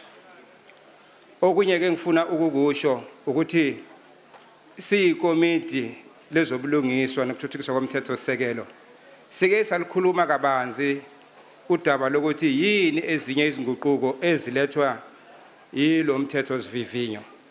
Kubonakele ke ukuthi naku sekuthiwa le commission inikezwe amandla yokuthi ingahle ingene nangabe kukhona ulwazi elifunayo. Manje kwabe khona ke la kuphakama khona amaphaphu. Abanye bathi hawu uma sekunjalo ke kusho ukuthi isisinamandla angaphezulu. Kodwa ke ngizothanda ukuthi ake ehle amaphaphu noma sehlise umoya, ngoba lamandla akhona lawa ekhulunywa ngawo ngesilungu kuthiwa i-search and seizure bekade evele khona, kodwa kuze kube manje ayikaze wasebenzise. Pho kuyobe sekutheni ke uma seyizowasebenzisa manje? Kanti futhi akuyona kuphela iCommission yamalungelo enalamandla, na iCommission eGender Equality inawo, kanti ke futhi ke namaphoyisa anawo. Manje ke esesikusho ke thina sinhlangano kaKhongolose ukuthi kufanele futhi kuhle ukuthi lo mthetho awuphasiswe. Kanjalo ke sithi siyawuseka lo mthetho sivivinyo namhlanje emhlali ngaphambili. Ngiyabonga. Thank you, Honourable Member. No more declarations. I now put the question again. Are there any objections to the bill being read a second time? No objections agreed to. The Secretary will read the bill a second time. South African Human Rights Commission Bill. The bill will be sent to the National Council of Provinces for concurrence. The Secretary will read the fourth order. Consideration of report of Portfolio Committee on Justice and Constitutional Development on Judicial Matters Amendment Bill. I now recognize the Honourable Chief Whip of the Majority Party. Honourable House Chair, I move that the report be adopted. The motion is that the report be adopted. Are there any objections? No objections agreed to. The Secretary will read the fifth order. Second reading debate, Judicial Matters Amendment Bill. As there is no speakers list, are there any objections to the bill being read a second time? No objections agreed to. The Secretary will read the bill a second time. Judicial Matters Amendment Bill. The bill will be sent to the National Council of Provinces for concurrence. The Secretary will read the sixth order. Consideration of report of Portfolio Committee on Justice and Constitutional Development on Judicial Matters Second Amendment Bill. I now recognize the Honourable Chief Whip of the Majority Party. Honourable House Chair, I move that the report be adopted. The motion is that the report be adopted. Are there any objections? No objections agreed to. The Secretary will read the seventh order. Second reading debate, Judicial Matters Second Amendment Bill. I now recognize the Honourable L.T. Landers to introduce the bill. Honourable House Chair, the Judicial Matters Second Amendment Bill is a committee bill. The bill's purpose is to amend the Criminal Law, Sexual Offences and Related Matters Amendment Act so as to enable the Minister of Justice to designate certain courts for the purposes of dealing with sexual offences and related matters. In 1993, the first Sexual Offences Court was introduced in South Africa as a pilot project at Wynberg, Cape Town, as an innovative measure to improve the prosecution and adjudication of sexual offences. The pilot project was a huge success that resulted in the rolling out of further sexual offences courts around the country. However, for reasons I won't go into, these courts became redundant. It is important to note that notwithstanding the absence of exclusive sexual offences courts, cases involving sexual offences have been heard and are still being heard in our courts. The demise of the sexual offences courts was criticized by many civil society organizations and NGOs who deal with such matters at the coal face. The amendment provided for the reintroduction of sexual offences courts as announced in the media by the Honourable Minister of Justice. There is a need to provide a legislative framework that expressly authorizes the establishment of these courts, and the bill does this. We have been reliably informed that some 57 regional courts have been identified to be designated exclusive sexual offences courts. House Chair, this gentleman is taking pictures here in the House. How is this? How is this? He's a visitor to the House. I say you're not allowed. Please, you're not allowed to do that. Continue, Honourable Landers. Thank you, House Chair. The bill will have substantial financial implications for the departments involved in the criminal justice system. However, the sexual offences courts will only be designated once the necessary funding has been acquired to put in place the specified infrastructure, sufficient course personnel has been appointed, and trained and professional multidisciplinary services for victims are available. Some of the courts which were previously established as sexual offences courts have some infrastructure in place and basic capacity to deal with sexual offences. We commend this bill to the House, and the ANC will be supporting it. Thank you. Thank you, Honourable Landers. Are there any objections to the bill being read a second time? Requests for declarations of vote have been received. I will now allow for up to 3 minutes, one member of each political party wishing to make a declaration an opportunity to do so. Honourable Member. Thank you, Mr. House Chair. The DA is very pleased to support the passing of this bill today. We still fail to understand the rationale for getting rid of the sexual offences courts in the first place. And despite denials from government, it is quite clear from the task team report that they were disbanded because of previous Minister Bridget Mabandla. They were hugely successful and their closure was unforgivable in the light of the seriousness and prevalence of sexual offences in our country. This bill provides the Minister with the legal power now to designate specialised courts to deal specifically with sexual offences, in which case they must be established. The bill does not, however, preclude any other court from dealing with sexual offences matters if it has not been so designated. The necessary consultation is provided for with the Judiciary and the NPA. Of course, the discretion still lies with the Minister whether to designate courts or not, which requires the political commitment to implement these courts. The current Minister has at last expressed his commitment for their reinstatement, but we are still concerned at the insufficient budget that has been allocated for this. In the current year, only 20 million rand has been allocated for the re-establishment of sexual offences courts, and the Minister has announced that this is for the establishment of at least 22 such courts. According to the task team report, the preliminary costing to establish a new court from scratch is 3.6 million rand. For a court that is partially resourced, the staffing cost alone is over 2 million rand. It is thus on the basis of a simple mathematical calculation that for 22 courts to be established from scratch, it will cost 79.2 million rand, and for staffing alone, 44 million rand. We have therefore to wonder how many courts will actually materialise during this financial year. Given that 200 million rand has been spent on Nkandla, it could have been paid for the staffing of about 100 sexual offences courts. It doesn't take much to figure out where this government's priorities really lie. The DA supports this bill. Thank you, Honourable Member. Any other declaration? Honourable Swart. Thank you, Chairperson. The Judicial Matters Second Amendment Bill provides the legislative framework for the re-establishment of specially designated sexual offences courts. Now, these courts were first introduced in Wynberg way back, and the intention was to improve the conviction rates for sexual offences cases, and they proved to be a great success.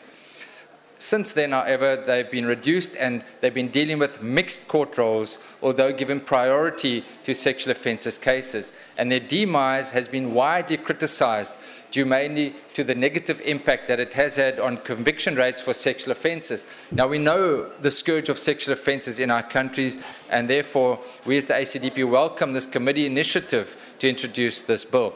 One of the reasons for the demise was that magistrates were not keen to sit on these courts exclusively, and we've been able to address this to a large degree. While we welcome the bill, for it to make a real difference, there must be a departmental plan that sets out targets for the rolling out of such courts with specific timeframes. And while we also appreciate that there are and that the department has budgetary constraints, clearly 20 million rand as set out is not sufficient to roll out these special courts countrywide.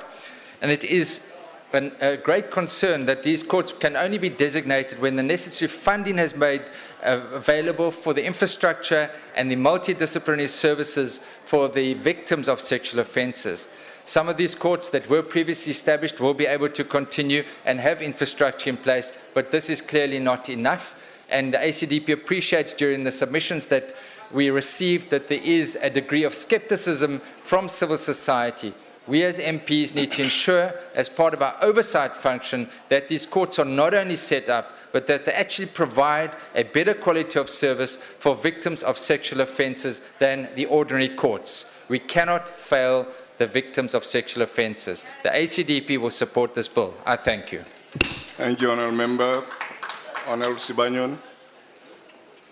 Honourable Members, please let the speakers be heard.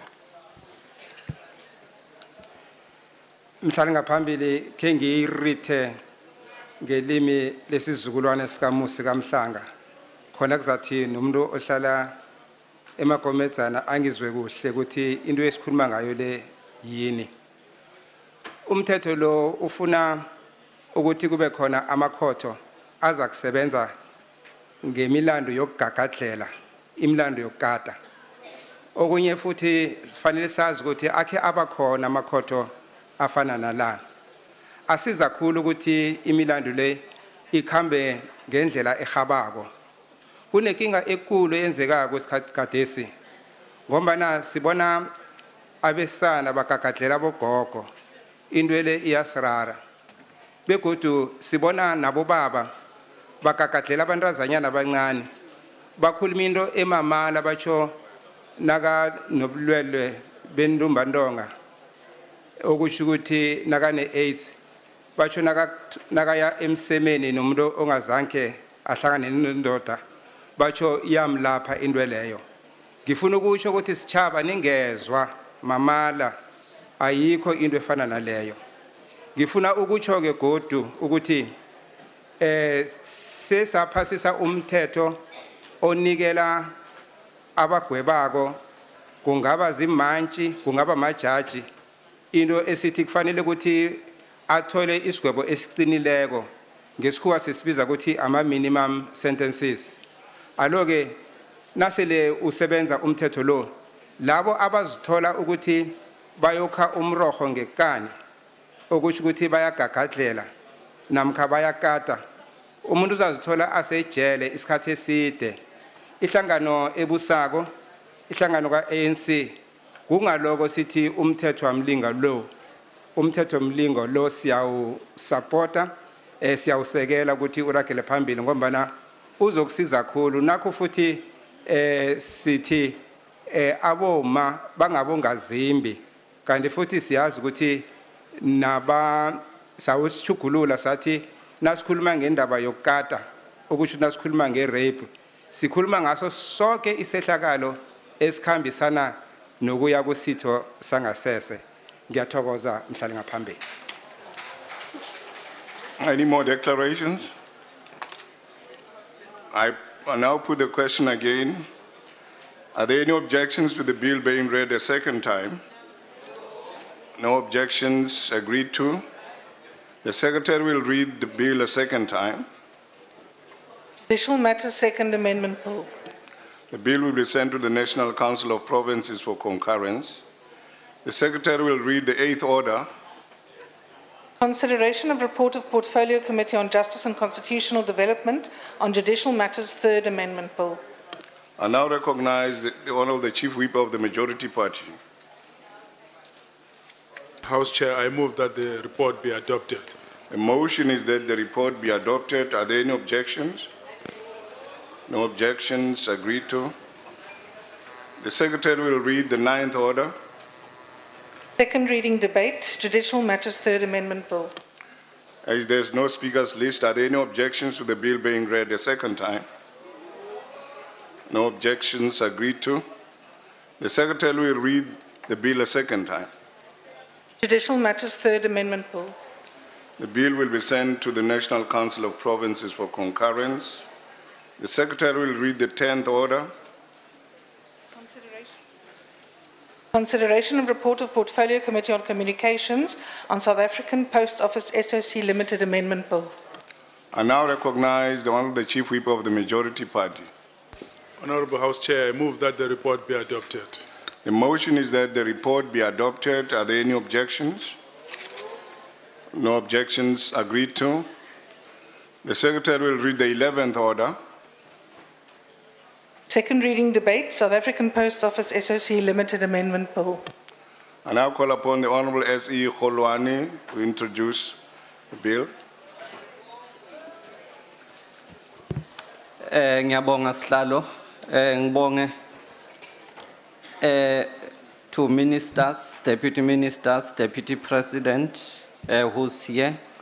Angisho ke sihlalo kwekuthi lo lesicibiyelo salomthetho lona lesibhizi ngawo namuhla lesubita ngekuthi iSouth African Post Office Amendment Bill kusichibiyelo lebesibuke ekutheni kulomthetho bowukhona wanga 1958 kwekuthi ukhone kuthi futhi uchibiyele umthetho wetemaposi lesawenda kumbe sawuphasisa nga 2011 labe sibuke khona ke kulesichibiyelo besibuke ukutheni sikhuphula njani lizinga lekuphatha emaposini lokuthi sikubita ke ngekuthi igovernance emaposini njalo kusati ke ukuthi ngekuntshintsha kwesimo sekuthi libhange letemaposi iSouth African Post Bank kufanele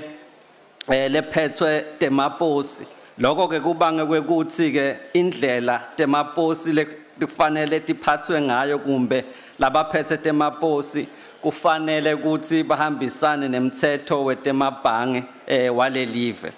Kwesibili lebesibuke kona kumayelana nalokhu lebakubita ngesilungu ukuthi i-clean break principle la kuthi khona abantu lebebahlangene babeseke ukuthi kuhamba kwesikhathi bese bayahlukana kanti lo munye wabo bekangaphansi kwalempesheni yetemaposi akhona kwekuthi ke aclaim kumbe atfolele kungekwakhe lekufanele akutfole ngaphambi kwekuthi ke lona beka ngaphansi kwalempension yemaposi ayekelila kube lilunga lale pension yemaposi kumbe mhlawumbe bese uyaswelakala.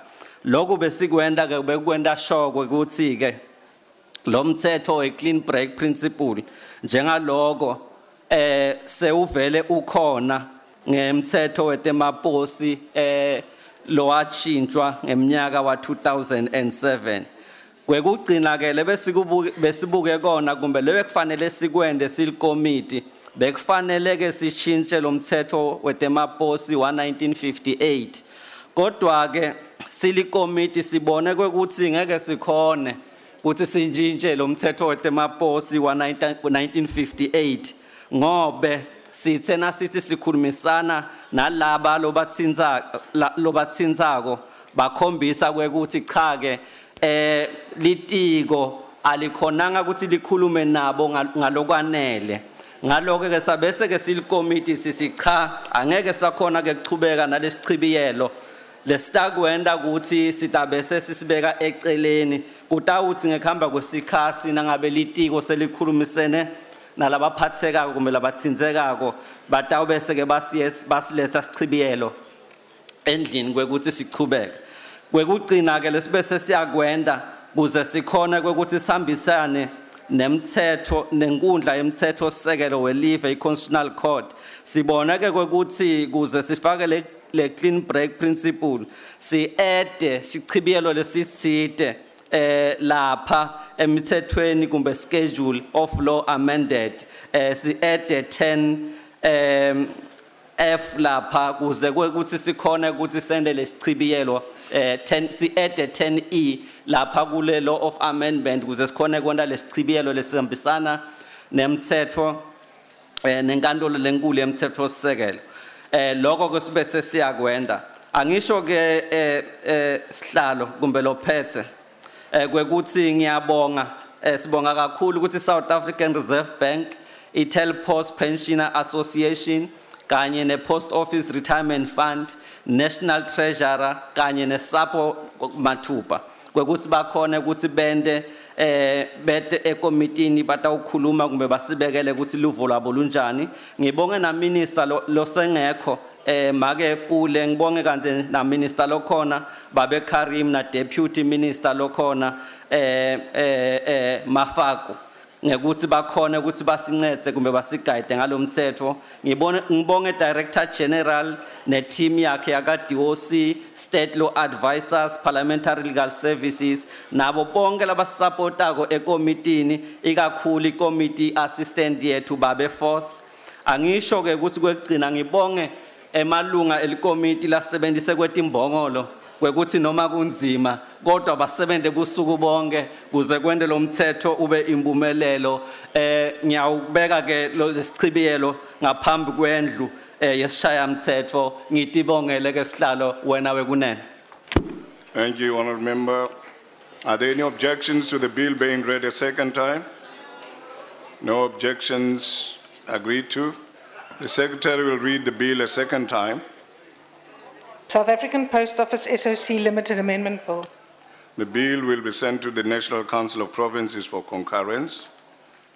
Before I deal with the following order, Chief Whip of the Majority Party, regarding the person who was taking photographs up there, I'm informed that this was Professor Du Plessis who was granted permission by the acting secretary to do so. but I don't think we were informed about it.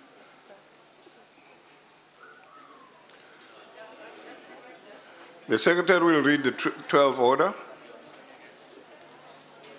Consideration of request for approval by Parliament of agreement between the Government of the Republic of South Africa and the Government of the Republic of Mozambique on combined border control posts on the Mozambique-South Africa border in terms of Section 231 sub 2 of the Constitution. Are there any objections to the approval of the agreement on the combined border control posts as it appears on the order paper? No objections, agreed to. The Secretary will read the 13th order. Consideration of request for approval by Parliament of United Nations International Covenant on Economic, Social and Cultural Rights in terms of Section 231 sub 2 of the Constitution. Are there any objections to the approval of the United Nations International Covenant on Economic, Social and Cultural Rights as it appears on the order paper? However, requests for declarations of vote have been received. I will now allow for up to 3 minutes, one member of each political party wishing to make a declaration, an opportunity to do so. Honourable Member. Thank you, Mr. House Chair. The Democratic Alliance supports the ratification of this covenant. We do not, however, support the declaration to be made in regard to Articles 13 and 14, which provides that South Africa will give progressive realization to the right of education within its legislation and available resources. The reason we do not support that is in line with the very late, unfortunately, submission from the Human Rights Commission. Our jurisprudence indicates that our courts have already interpreted the obligations of government with regard to realization of socio-economic rights to mean within maximum available resources. This is in line with the covenant. The Department's wish to make a declaration confining government's obligations to progressive realization within its legislation and available resources will in all likelihood be seen internationally as a deliberately retrogressive measure that diminishes the reach and purpose of the covenant.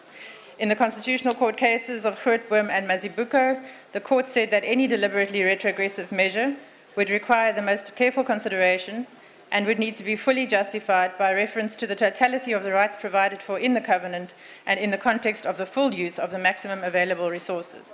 We have seen no such justification. In addition, there is no distinction made in the proposed declaration between basic education, which is a fundamental right in terms of Section 29(1) of the Constitution, which is immediately realizable in terms of the Juma Mashit Primary School unanimous judgment given by Judge Nkabinde, and further education, for which progressive realization is permitted in terms of the Constitution. The declaration would also thus appear to be in conflict with our Constitution by trying to limit all education to progressive realization within available resources. The DA accordingly will support this item, but with these reservations. Thank you. Any other declaration? Honourable Chairperson. Honourable Member. Geachte voorzitter, die Vryheidsfront Plus ondersteun die aanvaarding en die ratificering deur die parlement van hierdie internasionale konvensie. Uit die aard van die saak sal ons in ons grondwet waar ons voorsiening maak ook vir die regte van gemeenskap artikel 30 en 31 moet verantwoording doen ook aan die buitewêreld en die VVO in terme van wat ons doen in terme van aktiewe stappe neem ter uitvoering van hierdie werklikheid. Daarom maak ons grondwet voorsiening in artikel 2312 van die grondwet dat ons sulke konvensies kan ratifiseer. En die ratificering van hierdie International Covenant on Economic, Social and Cultural Rights is 'n stap in die regte rigting. Ons wil dit graag ondersteun. Dankie. Thank you, Honourable Member. Any other declaration? I now put the question again. Are there any objections? Sorry, House Chair, my apologies. If you'll allow me to just make a very brief statement, House Chairperson, whilst acknowledging the concerns raised, the African National Congress agrees to the progressive realization of educational rights as set out in the declaration, and we move for the adoption thereof. Thank you. Thank you, Honourable Member. I put the question again. Are there any objections to the approval of the United Nations International Covenant on Economic, Social and Cultural Rights as it appears on the order paper? No objections, agreed to. The Secretary will read the 14th order. Consideration of report of Portfolio Committee on International Relations and Cooperation on workshop held on role of Parliament in treaty-making processes. I now call upon the Honorable H.T. Magama to introduce the report.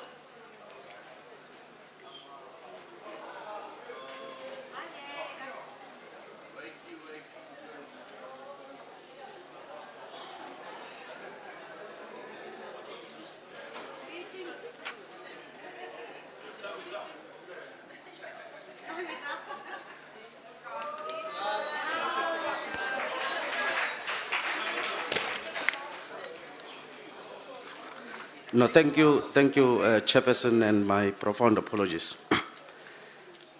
Chairperson, the committee engaged on an extensive process of looking into the matter of treaty making. Now, as we know, that the role of Parliament in the process is stipulated under Section 23 of our Constitution. Now, part of the difficulty is that over the years, global trends have indeed brought about many challenges, including what we view as the centralization of multilateral cooperation in institutions such as the UN. The implications are that the countless decisions that matter to the lives of many South Africans are indeed taken in international institutions. And these are normally not subjected to accountability, which indeed impacts on domestic policy and thus limiting policy space. Consequently, parliaments have resolved to step beyond the traditional executive prerogative in international affairs. With regard to the matter of treaties, the weakness has always been that generally governments have not been subjected to the kind of scrutiny and oversight in treaty making. Now, the current situation, honorable members, is that South Africa's role in the negotiation of treaties and indeed the implementation of treaty obligations has aroused considerable interest in many sectors of our society. Now, to us, it was not clear how Parliament relates to the executive in the treaty-making process, much less influence the outcome of treaties. As it is, Parliament comes in at the very tail end for the approval needed for the ratification or otherwise of treaties. The constitutional mandate, therefore, to approve treaties should, in our view, logically be implemented by an ability to influence the outcome of these treaties before they are finalized. In this regard, Parliament itself has no framework or common approach for dealing with treaties. It has what we view as an uncoordinated system where each committee deals with treaties relevant to its own field in the way it deems fit. The approval of treaties is therefore for Parliament merely a compliance exercise with no meaningful input by Parliament. Now, for us, indeed, this is a matter of grave concern, especially because Parliament's role is generally limited to reservations whose force and effect is not even clear. Now, late submissions of international agreements, submissions by departments for consideration by Parliament is indeed, to Parliament is indeed a problem. Parliament is generally not afforded enough time to duly scrutinize and consider treaties tabled. There's no definition of what constitutes reasonable time within which the executive should be compelled to table these agreements. There is also no analysis as to which laws will be affected by any treaty entered into. There's no costing or budgetary analysis done in relation to the implementation of treaties. The currently used explanatory memorandum also, in our view, lacks a national interest analysis. There is inadequate capacity to deal with treaties in Parliament. The institution is equally slow in slowly building a potential capacity in the form of content advisors and so on in dealing with treaties.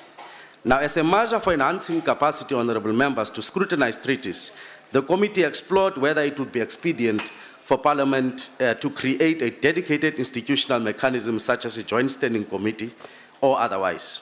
We have, however, recommended, after lengthy deliberations, that the committee, having identified all these challenges, proposed to the House that the Portfolio Committee on International Relations rather be used as a clearinghouse for all treaties sent to Parliament.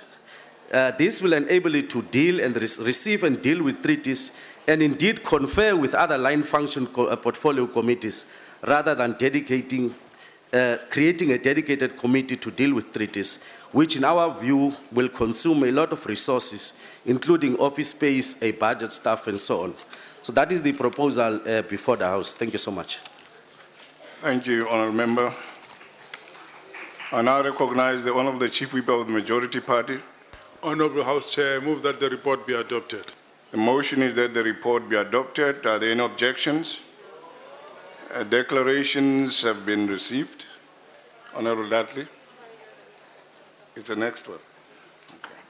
So are there any objections? No objections, then agreed to. The Secretary will read the 15th order. Consideration of report of Portfolio Committee on International Relations and Cooperation on study tour to Israel and Palestine. I now call upon the Honourable H.T. Magama to introduce the report.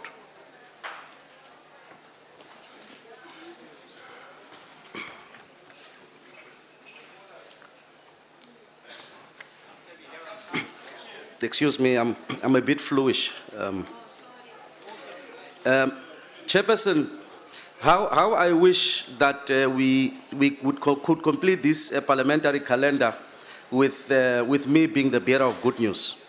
How indeed I wish that our progressive global struggle for the banishment of the evils of colonialism, subjugation, injustice, and apartheid is over. Said today, I must merely confirm what you already know, that the struggle for human rights, democracy... Order, please, order. That the struggle for human rights, democracy, self-determination, freedom, and independence is to be intensified, and this Parliament will be a part of the frontline forces for change. The Portfolio Committee undertook an extensive inquiry into the Israeli-Palestinian conflict, its history, causes, and complexities, the occupation and its consequences, the bid for statehood, and indeed sought ways of making an active contribution to the search for a comprehensive, just, peaceful, and lasting solution. In undertaking this inquiry, we held a number of meetings, a symposium involving both Israeli and Palestinian ambassadors, and a wide range of civil society organizations, lobbies, religious and trade union groups, and many more activists across a wide section of the South African population. We further undertook an earlier study visit to the besieged occupied territory of Gaza, through Egypt, then later West Bank and Israel, and were regrettably refused entry into Gaza from Israel by Israeli authorities. But we were nonetheless able to meet with a wide array of players in this area. Now, in compiling our report and recommendations to the House, to which I must point out to which the ACDP has objected, the committee noted that its inquiry took place against the backdrop of more than 2 decades of failed negotiations whose outcome has fallen short of meeting the minimum requirements for self-determination and statehood for the Palestinians, who have up to now lived under the ever-tightening yoke of a ceaseless and illegal occupation that has stripped them of their human rights and dignity. The committee consequently recalled that the liberation struggle in South Africa enjoyed the support of the international community and the Palestinian people in particular, as it mirrored their own experiences of subjugation, colonialism, exclusion, and dispossession. And as such, that South Africa's support for the Palestinian cause is a principled position born out of our own experiences and indeed our vision for the creation of a better South Africa, a better Africa, and a better world. We recognized that support for human rights, freedom, democracy, peace, justice, and equality is a historical and constitutional obligation bestowed upon South Africa and future generations. We believe that the aspirations of the Palestinian people cannot be denied any longer, and that the current negotiations must, as an outcome, resolve the fundamental grievance of the Palestinian people. We believe that the settlement of the OPTs is illegal, it's a violation of international law, and it poses a real threat to the current negotiations. That the latest decision of the Israeli government to continue with settlement construction is counterproductive, as it creates new facts on the ground and indeed undermines the creation of a Palestinian state. We recalled and reaffirmed previous House resolutions supporting a two-state solution. We recalled President Mandela's statement that our own freedom is incomplete without the freedom of the Palestinians. We recalled and reaffirmed President Zuma's statement when he said, we stand with the people of Palestine as they strive to strive to turn a new leaf in their struggle. Consequently, the committee then recommended the following to the House. 1, to intensify solidarity efforts supporting a just, peaceful and lasting solution, including the strengthening of a sovereign Palestinian state, which will help bring peace between the conflicting parties. To become a leading part of the worldwide movement, including civil society, to support the struggle and campaigns led by the Palestinian people, and to mobilize all sections of the South African population, to utilize our experience in reconciliation to help foster unity amongst Palestinians through interparliamentary cooperation, to continue to support the efforts of our government to encourage an inclusive, peaceful process of a negotiated settlement between the concerned parties, to lead efforts to strengthen and coordinate interparliamentary Palestinian solidarity efforts, and indeed to support all efforts to engage with all parties in Israel and Palestine to find a just, lasting, and peaceful settlement of the Palestinian question and bring peace to the Middle East. Thank you so much. Thank you, Honourable Member. I now recognize the Chief Whip of the Majority Party. Honourable House Chair, I move that the report be adopted. The motion is that the report be adopted. But we've heard that there are declarations. Honourable Dudley. Thank you. If we can just record the objection before the declaration or after? Declarations. I thought that's what you requested. Thank you, Chair. From the perspective of the ACDP, the agenda for the Portfolio Committee visit to Gaza and later Palestine and Israel heavily favoured a pro-Palestine and anti-Israel sector of society on all three legs of the visit. The ACDP had hoped that despite the unlevel playing field in terms of material presented to the committee, the Parliamentary Committee delegation would have the courage to commit to a greater degree of balance in reporting and proposing a resolution. Like the ANC and Palestine, the ACDP is known to have a similar sense of solidarity when it comes to Israel, due to our mutual biblical history with Israel and the disputed territory. With this in mind, we chose not to disregard the ANC proposal out of hand and try to find a way to bring some balance. No compromise, however, was forthcoming, and the ACDP was unable to support the resulting report. A report which we believe does not help stakeholders move closer to a peaceful solution, but takes sides, confirming active solidarity with Palestine and positioning South Africa against Israel. Thank you. Thank you, Honourable Member. Any other declaration? No.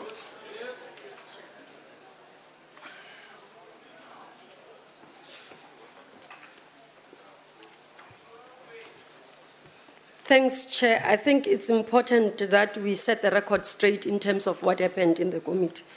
And it is quite disingenuous for Honourable Dudley to come here and do exactly what we had called her to order in the committee, to the extent that she had written a letter apologizing of her conduct in a committee. But we are really surprised to see the same conduct that she had done in the committee. Just to set the record straight, the committee was a multi-party delegation that firstly visited the Gaza Strip and also visited the other parts to be able to hear both sides of the story, understand the difficulties and the situation in the Middle East. That's the first thing that we need to clarify. In the process of the delegation, when the delegation was going to Palestine to hear the side of the Palestine, members such as Honourable Dudley pulled out and left the delegation to be left with only an ANC delegation.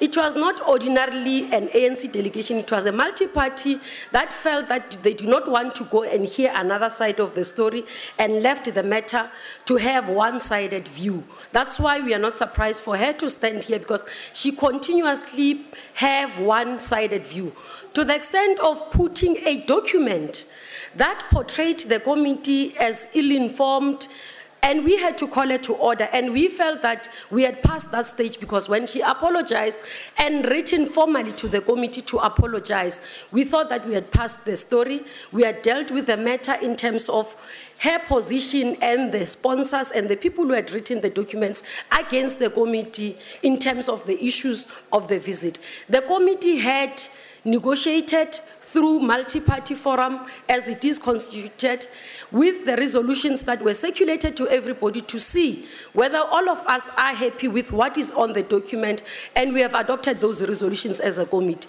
So what Honorable Dudley is doing here, she must not take a party political matter and make it a parliamentary matter, because we are a multi-party forum.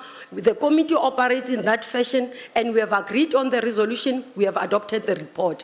She had raised her objection and we have accepted, but it's wrong for her to do what exactly she had done, which we have requested her to apologize, while she had put the committee, and we could have decided to lodge a formal complaint with the Speaker, but in the spirit of cooperation in the committee, we decided that an apology will be suitable. Thank you very much, Chair. Thank you, Honourable Member. I now put the question again. Are there any objections to the report being adopted? Honourable Dudley.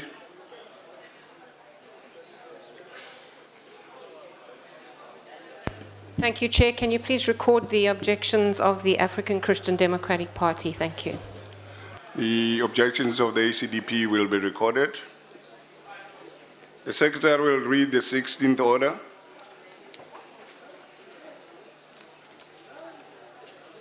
Consideration of report of Portfolio Committee on International Relations and Cooperation on dialogue on South Africa-Cuba relations, success and challenges towards implementation of processes aimed at kickstarting economic processes in Cuba. I now call upon the Honourable H.T. Magama to introduce the report. Thank you so much, Chairperson. Honourable members, it will be recalled that South Africa and Cuba established full diplomatic relations on 11 May 1994. A number of bilateral cooperation agreements have since been signed with Cuba in areas of science, technology, arts, culture, sports and recreation, and air services, merchant shipping, trade, and so on. The governments of both countries share similar interests in relation to addressing the socio-economic needs and aspirations of the peoples of both countries. These ongoing efforts have been to elevate trade and commercial relations.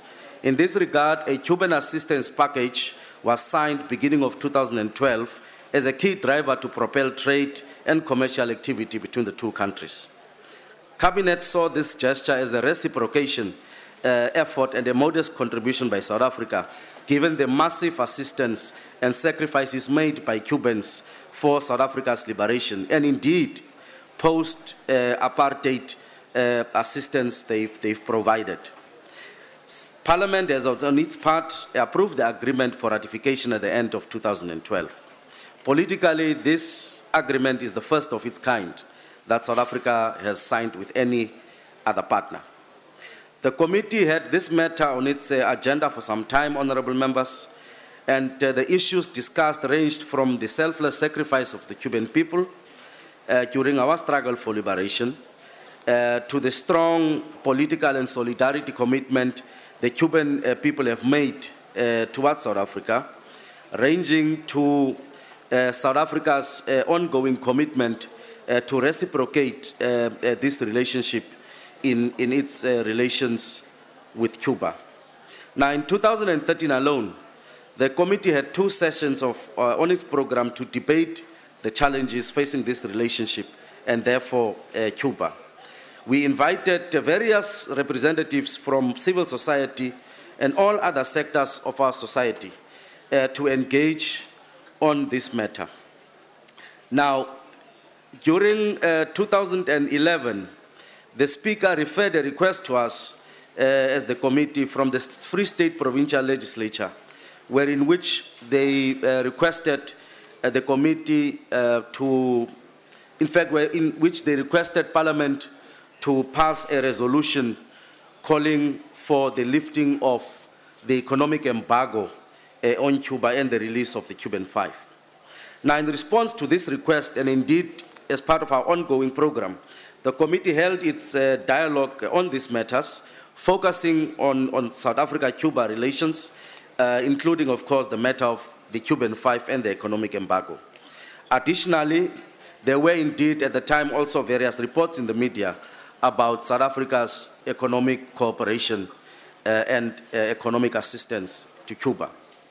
The dialogue was focused on successes and challenges towards the implementation of processes aimed at kickstarting economic progress in Cuba and South Africa, and the committee had very previously discussed the role South Africa could play in strengthening bilateral relations with Cuba. However, an oversight concern arose as to why there was seemingly a slowness in the implementation, progress made in the implementation of this assistance package.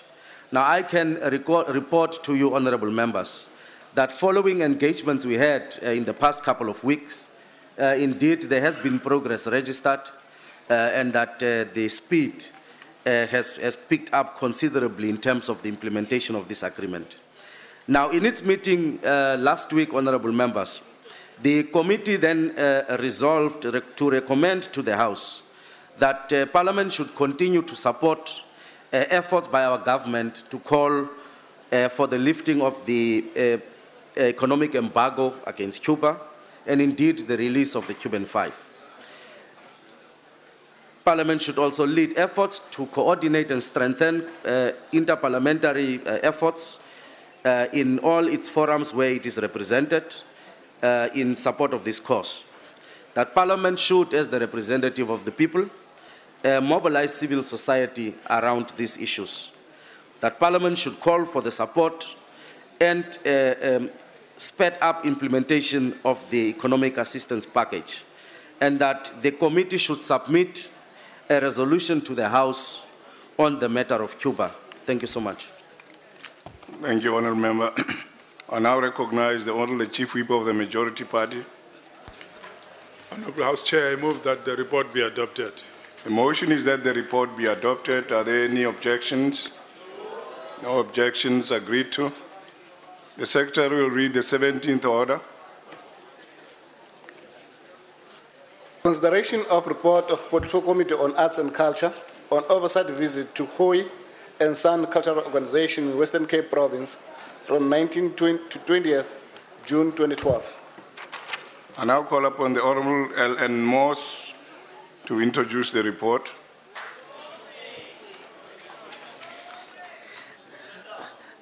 Thank you very much, House Chairperson. As the Portfolio Committee of Arts and Culture, we do our oversight to Kwatu Sen Cultural and Education Center in Darling, and also the Clemulium Living Landscape Project in Clemulium. The committee ensure that effective oversight of this organization, that they promote culture and heritage, also of the Khoi and San people in the Western Cape from the 19th to the 20th of June 2012. The findings of the committee was welcomed by the Hans Kunu, who was the president of the Kwatu Sen Cultural and Education Center. The center is one of the 4 centers who form the West Coast Fossil Park, other Clemulium Living Landscape Project.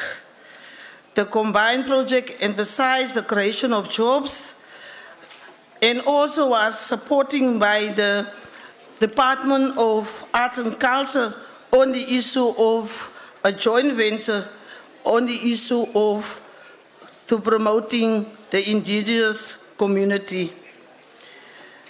They also propose a joint venture that also can be helped to regarding qualified for funding. The project is running for the last 12 months, and the Khoi and San to become sustainable to play a role in their own development.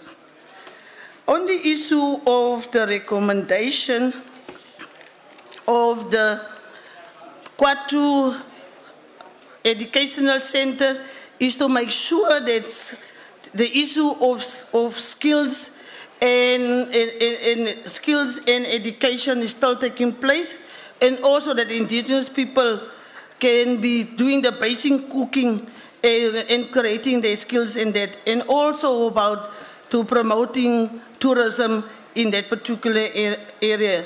They also sign an agreement with the other counterparts in Namibia, Botswana, and Angola. On the issue of the Clemullium living landscape is be declared as a heritage on the issue of the rock arts, Bushman painting. The project was done in two ways, namely incorporated the school curriculum, passing on the community to enable them to become self-sustainable. The center creating jobs through accommodation, cooking, books, crafts, and tours. They also have a project currently at staff complement of 10. 4 is permanent and 6 is temporary. On the issue of the recommendation of the living landscape, the Clemullium Landscape Project draft a proper business plan that would assist them in sourcing of funds. The trustees of Clemullium Living Landscape Project should be more representative of the demographics, and also the Department of Arts and Culture visit the project so that they could be more on board in terms of funding for the project. I hope the House consider the report. Thank you very much. Honourable Member. I now recognize the Chief Whip of the Majority Party, the Chief Whip. Honourable Speaker, I move that the report be adopted. The motion is that the report be adopted. Are there any objections? No objections are agreed to. The Secretary will read the 18th order of the day. Consideration of report of Portfolio Committee on Higher Education and Training on oversight visit to KwaZulu-Natal and Gauteng provinces from 15 to 18th September 2013. I now recognize the Honourable Chief Whip of the Majority Party. Honourable Speaker, I move that the report be adopted. The motion that the report be adopted. Are there any objections? No objections are agreed to.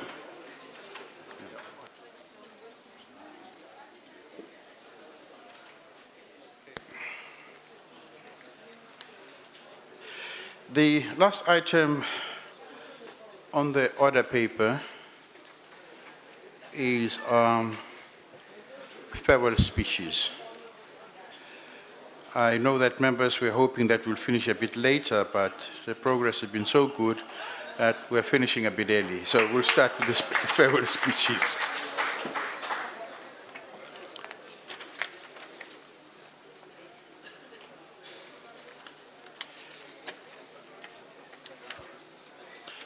Where are they? Okay. The Honourable Chief Whip of the DA.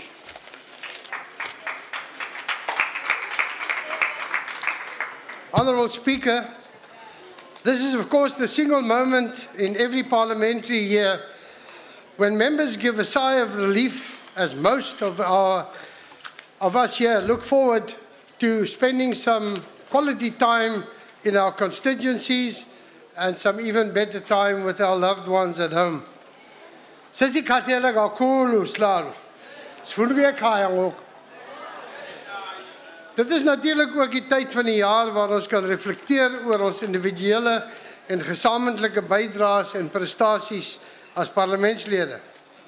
Bitter min kan egter op ons eie bereik word, want die aard van ons werk hier is geskoei op gesamentlike beraadslaging en besluitneming.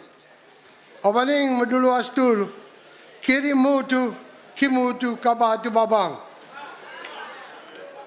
And I therefore say thank you to you, Speaker, and your Deputy, and the entire team led by you, for all your efforts to facilitate conditions aimed at making our work run smoother and better. Ons stem natuurlijk nie altyd saam met die aksies wat geneem word en die omstandighede waaraan ons onderwerp word nie. Maar ons het nietemin waardering vir al die pogings en die meestal aangename wederzijdse gees van samenwerking wat in hierdie parlement heers. I also wish to thank all the members of Parliament for the vigorous interactions, and here, of course, I must single out the ANC and their executive for all the beautiful blunders that gave us the ammunition and conditions to have these lively debates. But I must also wish to, I also wish to pay special tribute, Speaker, to my parliamentary leader, Ms. Lindiwe Mazibuko, for her guidance and absolutely strong leadership. And I couple with our caucus chairs, whips and colleagues. It has again been a singular privilege for me to work with you all this past year, and I thank you for that. But, Mr. Speaker, at times of farewell, we must be completely honest and sincere with each other, so that we depart with good understanding of what we have achieved and what we have not achieved on behalf of the people of this country. I think we can all be proud of our Joint Standing Committee on Ethics that engaged with integrity on the issue of the former Minister Dina Pule, her lover and red shoes. But within all the outstanding recommendations that the report proposed to reprimand Dina Pule, the ANC somehow... Order, all members, order. The ANC somehow found a hidden clause that ordered her to be hugged by members of the ANC of the floor of this House. The committee must also be commended for all their further actions and other deliberations and the resolutions that they reached. It's a great pity, however, Mr. Speaker, that my newly found friend, the new Chief Whip of the ANC, Mr. Stone Suzani, didn't, after the latest deliberations, find time to apologize to my colleague Diane Kohler-Barnard for the accusations that were proved to be false. Another commendable achievement is our Gupta Gate snap debate, the first debate of public interest in 13 years of the existence of this 19-year-old parliament. It is a pity that it took a flight of 150 Gupta guests to get this institution to debate this matter of public importance. But credit where credit is due, Mr. Speaker.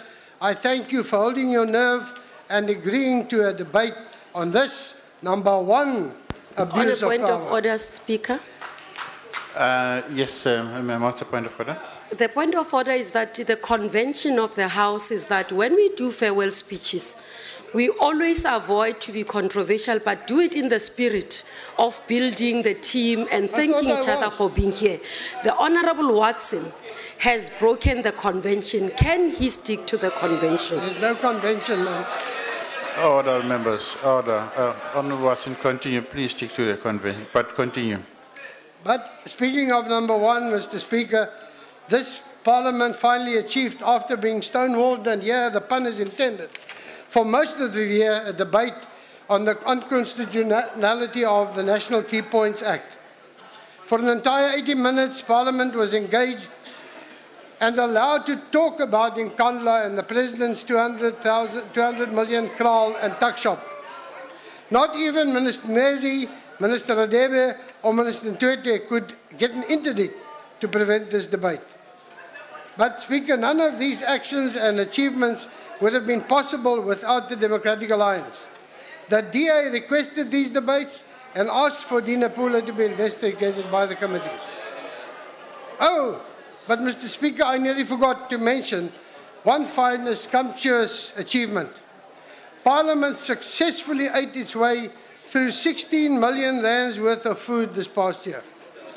Yet not even all these cakes and tarts and pastries could entice our ANC colleagues to sit here long enough to pass their own bad bills. Yes, Mr. Speaker, I'm of course referring to the ANC not getting enough of its own members to pass its job-killing Labour Relations Bill and corruption-condoning National Lotteries Amendment Act. But there are other more serious things that Parliament did not achieve this year.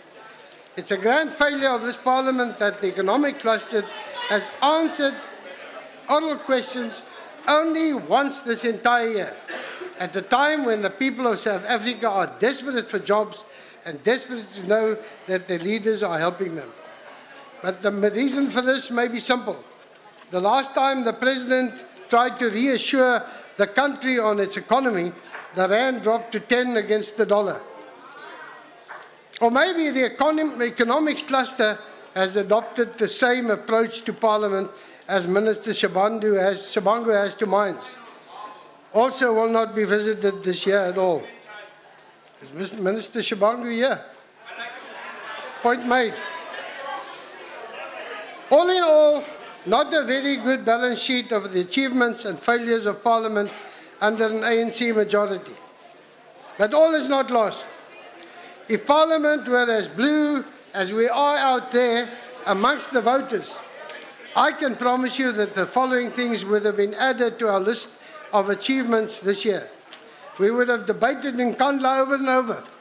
We would have debated the presence of the South African troops in Central Africa. We would not have allowed Parliament to pass, Mr. Speaker, your naive change supply management regulations. Our private members' bill would have been made law now, which would prevent attempted sex offenders from working with children and ensuring that traditional knowledge is properly protected. But fear not, because as this House rises, a new dawn is breaking. ANC members, you must enjoy the warmth of your seats while you can, because it's quite evident, particularly from the past weekend's registration drive, that South Africans want to see a nation as blue as the sky and want to see this chamber filled with competence and not cadres. But in conclusion, Mr. Speaker, allow me to wish you all you don't want it? Order, order, order, order, order, order. Mr. Speaker, if they don't want to hear it, they can close their ears. But allow me to wish all of you that want to hear it the very best for the end of 2013. Order, members, order, order, order. And the start of 2014. Please drive safely and dive carefully. And above all, may the wonderful message of Christmas find its way even into your heart and home and into the hearts and homes of your loved ones. Order, members, order.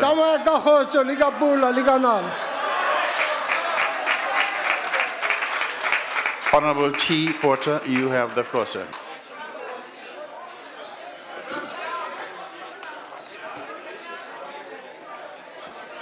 Honorable Speaker, the Deputy President, Honorable Ministers,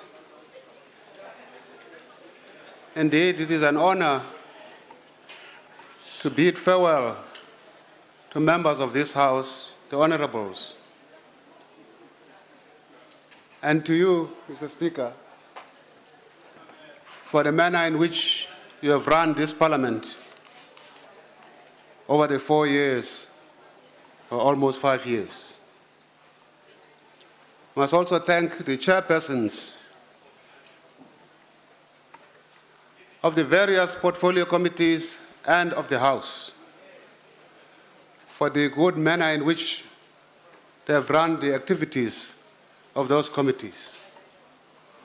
However, Mr. Speaker, the time has come for all members of this House to not only reflect on the high and low points of the past year, but indeed the legacy that as we, as members of this fourth Parliament, will leave behind in a few months' time. What is the legacy that we will leave? That begs the question, did we as institutions and pillars of our constitutional democracy live up to the legitimate expectations of the people of South Africa and ultimately the onerous responsibilities demanded of us by our Constitution?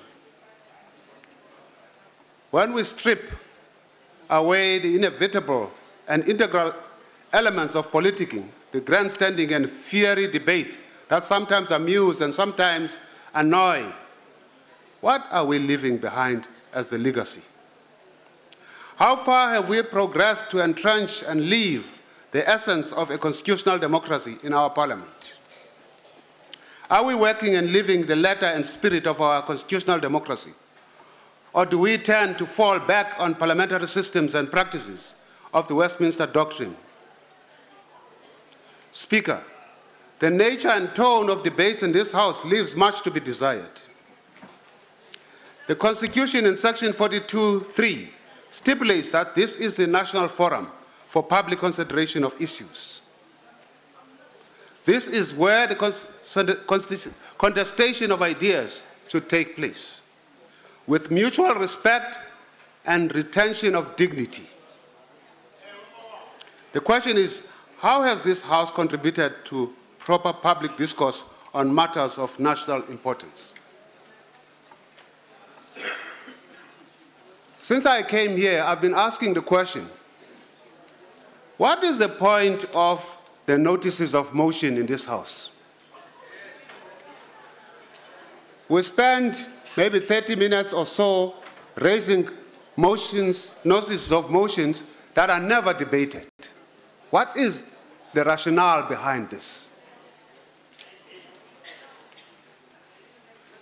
If we want to retain the relevance of the National Assembly as the House of the representatives of the people, let us firstly allow for more regular debate and let us avoid mudslinging, racial slurs, and labeling of members with different opinions.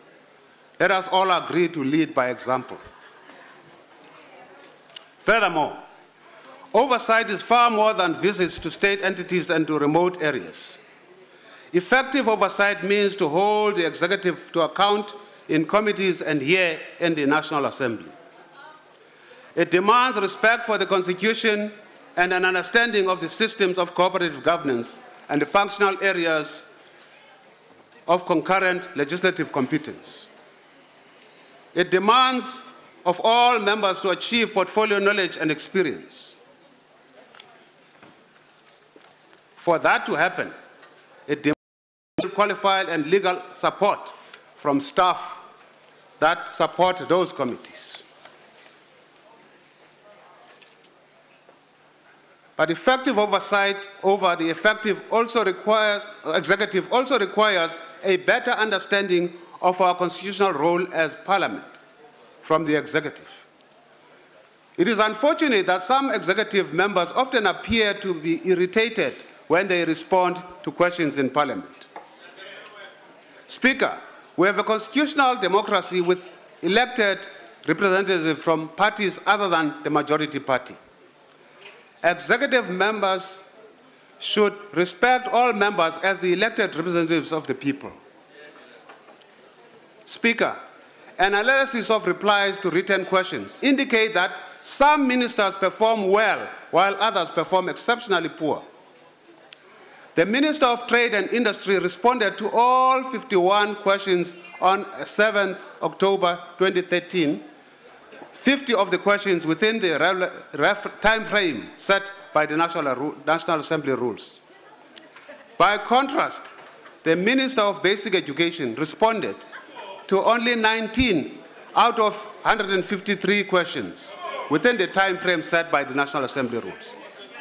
Social development, only 8 out of 142 questions within the time frame of the National Assembly rules. The offices of the President and the Deputy President also failed to meet the deadline for answers. What is the reason for this? Does it point to a lack of political will or an absence of a sense of accountability? Has a wrong culture been established in the ministries and departments, or is it due to lack of capacity? Whatever the reason, Mr. Speaker, this is unacceptable. A national legislative authority. As a national legislative authority, we have passed... May I remind you that your time has expired. I gave you an extra minute. I'm afraid I can't give you any more. Thank you very much, Speaker. Thank you, sir. As the spike towards the end of the Parliament term is not unusual. In fact, 2008... Thank you, Honourable Member. And I invite the Honourable... who have assisted during this year to make a wonderful success of our Parliament. We also see that this year flu will return next year. Today is such a day. Today there is no room for politics, no room for arguments. Today is a day of peace and to share values with one another. Speaker, what I want to share with our colleagues is to look critically at what value are we adding as members of parliament. What value am I adding? What value are you adding? If you feel you did not add value, then don't run for election again. Our country needs public representatives who can successfully add value in respect of the huge challenges facing our country.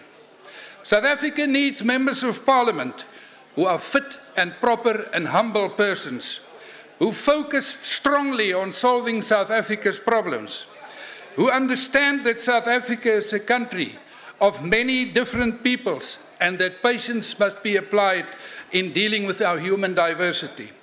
An MP must respect all other MPs, never missing a meeting of the House or a committee, and arrive on time, fully prepared, having done proper research for the meeting, who makes valuable contribution and who adds value.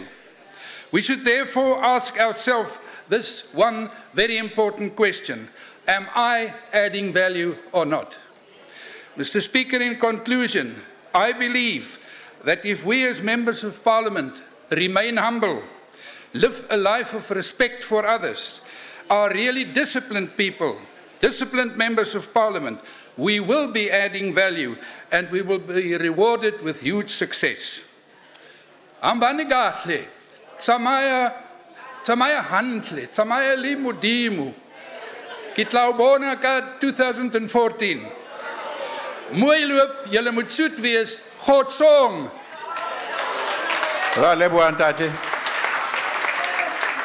And now we should invite the Honorable Tapani. Mr. Speaker, Deputy President, honorable members, once more we have reached the end of another year. This has without a doubt been a very busy and tumultuous political year. We go down to business as early as possible to ensure that the work of this House was completed on time. We managed to deal with a great deal of business and address many important matters. We salute you for your hard work and dedication, colleagues. Wish everyone farewell for the year.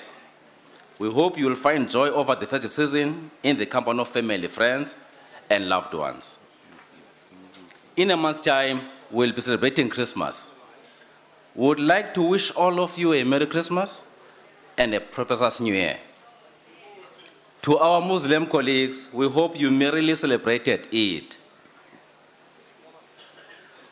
and wish you a prosperous New Year. We salute all the late honorable members of this House who worked hard to make a difference in our country. May their souls rest in peace. We appeal to everyone to drive safely on our roads. Let us spread the message of responsible and safe road usage. Finally, Honorable Speaker, we express warmest message of thanks to the many staff members of this institution who enable us to do our jobs. We are eternally grateful to you all, staff members of this institution. May we return refreshed and inspired to proceed with our work in the new year and ready for the 2014 elections. I thank you, Honorable Speaker. I thank the Honorable Member, and now we should invite the Honorable C.P. Mulder.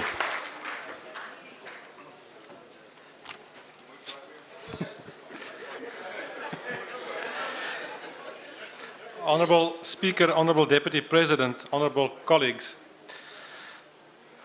As I've listened to the speeches this afternoon, it became clear to me that there are two things that are quite evident.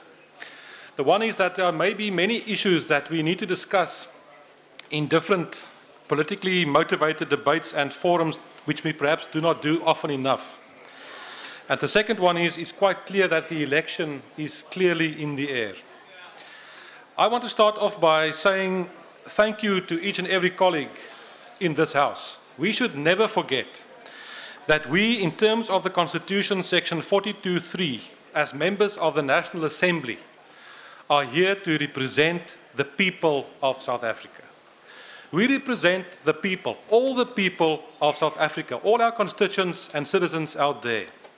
And in everything that we do in this house, how we behave, how we prepare, what we do, what we say, we should always be truthful and worthy of the people that we represent, our citizens out there. I want to say a word of thanks to the staff of Parliament. All the staff, the people that work tirelessly behind the scenes to make it possible for us to do our jobs. A word of thank you. A word of thank you to the media, the people that report in terms of what we are saying and what we are doing on a daily basis. Without their reports, Parliament may be quite silent. To the protection services, the people out there in uniform who make sure that we are safe in this environment, in this complex, on a daily basis to do our jobs, a word of thank you. Aan die agbare speaker, aan die ander voorsittende beamptes, 'n woord van opregte dank vir die wyse waarop u die parlement hanteer en vir die wyse waarop ons onsself hier kan handhaaf en saam met u werk op die pad vorentoe. It is said that colleagues, and we are all colleagues, that's why we are talking to one another, although not blood related, are special people in our lives. They are all part of our journey as we continue to grow and move on in our lives and our careers. And we should never forget that.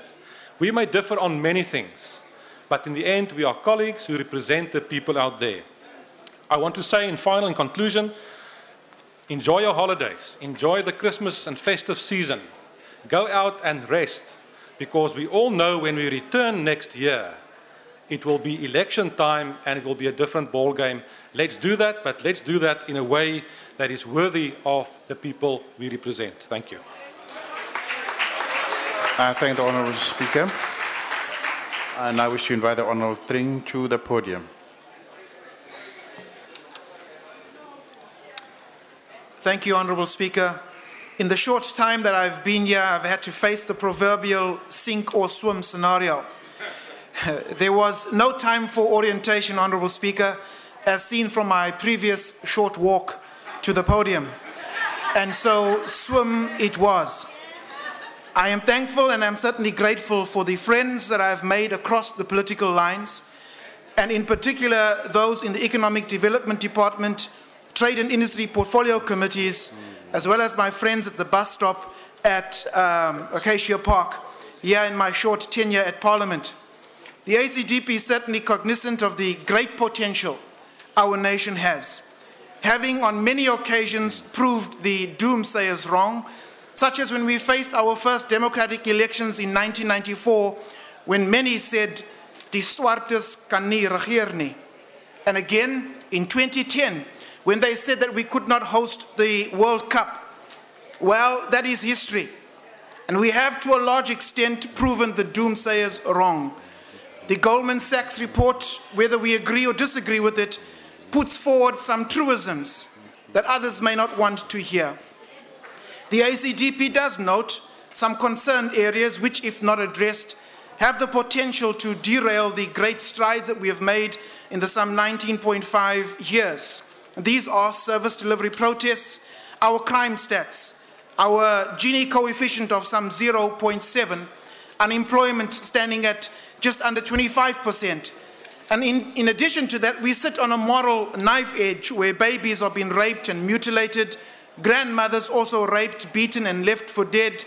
Our women are under threat with rape, some 3,600 being raped every day. And if we fail to recognize the sanctity of life while still in the mother's womb, I believe that we sow into the wind and we begin to reap an immoral whirlwind. George Carlin once said, "The paradox of our time in history is that we have taller buildings but shorter tempers, wider freeways but narrower viewpoints. We spend more time but have less, buy more but enjoy less. We have bigger houses and smaller families, more conveniences but less time. We have more degrees but less sense, more knowledge but less judgment, more experts yet more problems, more medicine yet less wellness. On behalf of all in the ACDP, we wish our colleagues in the National Parliament over Christmas period well, as the prophecy comes true, for unto us a child is born, a son is given, and the government shall be upon his shoulders, and his name shall be called Wonderful, Counselor, Mighty God, the Everlasting Father, and the Prince of Peace. May you all return in the new year refreshed, invigorated, prepared to serve our nation with integrity as carriers of the flame of good governance. I thank you. I thank the Honourable Speaker. And I invite Babu Mfundisi to the podium. Honourable Speaker, Honourable Deputy President, and honourable members, after that fine sermon, I think I can just as well say the grace. And one is not sure whether it is by mere coincidence or by design that we meet on the 13th day of this month in the year of our Lord 2013 to bid one another goodbye. This has been a year in which there was awakening from all angles of Parliament. We in the opposition individually and collectively have made our presence felt. We ensure that legislation that is repugnant to the public should not be passed with ease, to the extent that we were vindicated by the President when he termed on what we termed the secrecy bill when he returned it.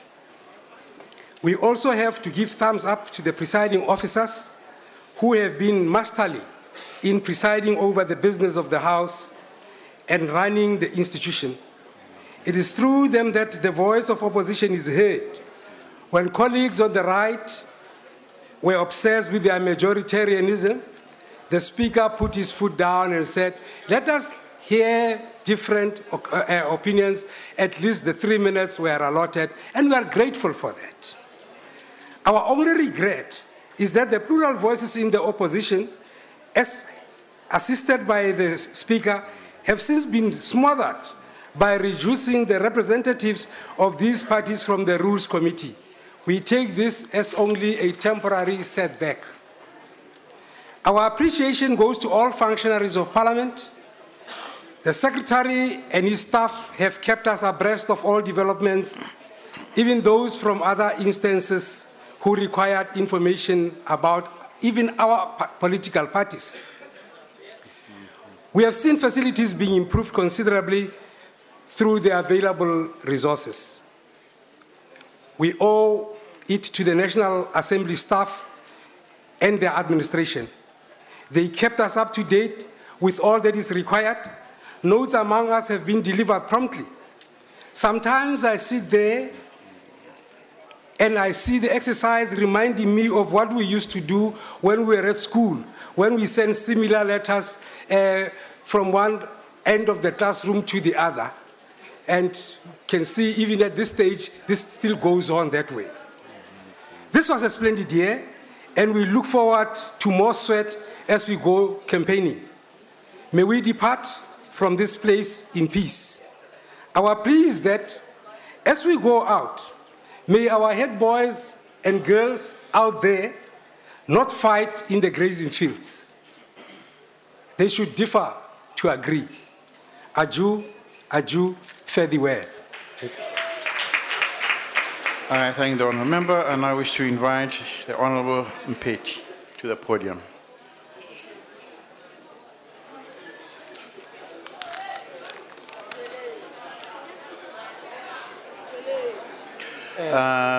Proceed, sir, you are protected. Thank you.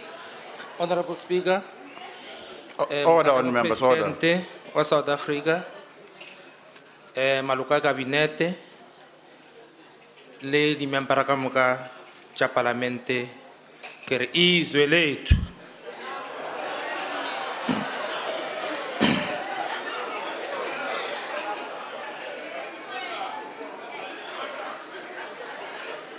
Unless if it is not your land, then you will never respond. Mr. Speaker, the PAC Yes, Honourable Member. want to... What point are you raising on, Honourable Member? I was just admiring the scarf. You will not get it as a Christmas present. Take your seat, Honourable Member. Proceed, sir. Thank you.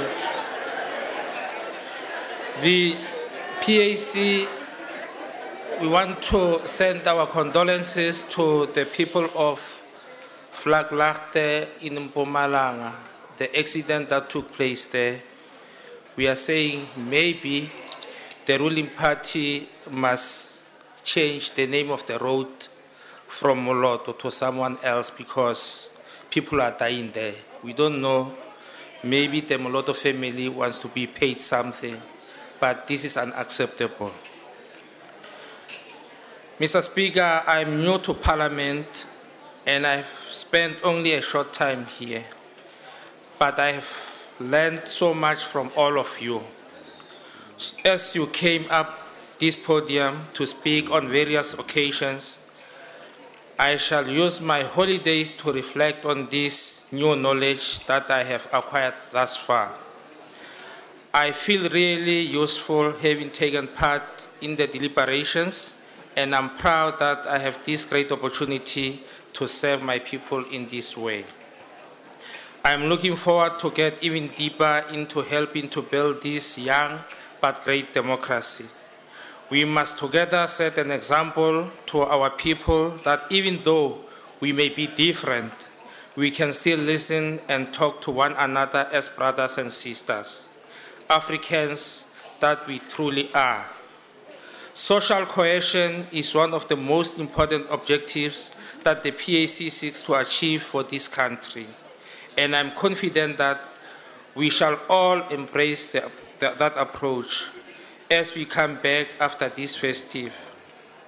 Let me then wish all of you restful holidays and peaceful period during these Christmas holidays and entering into the new year. I'm appealing to you, when you are home, please do not use your status, drink and drive around. Stay away from alcohol so that we can all come back to this lovely Parliament. May God bless you all. I thank you.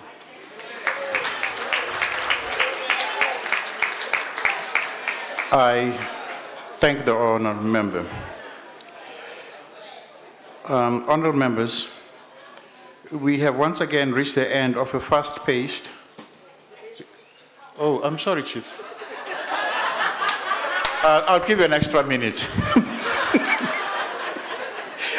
Chief Whip of the Majority Party.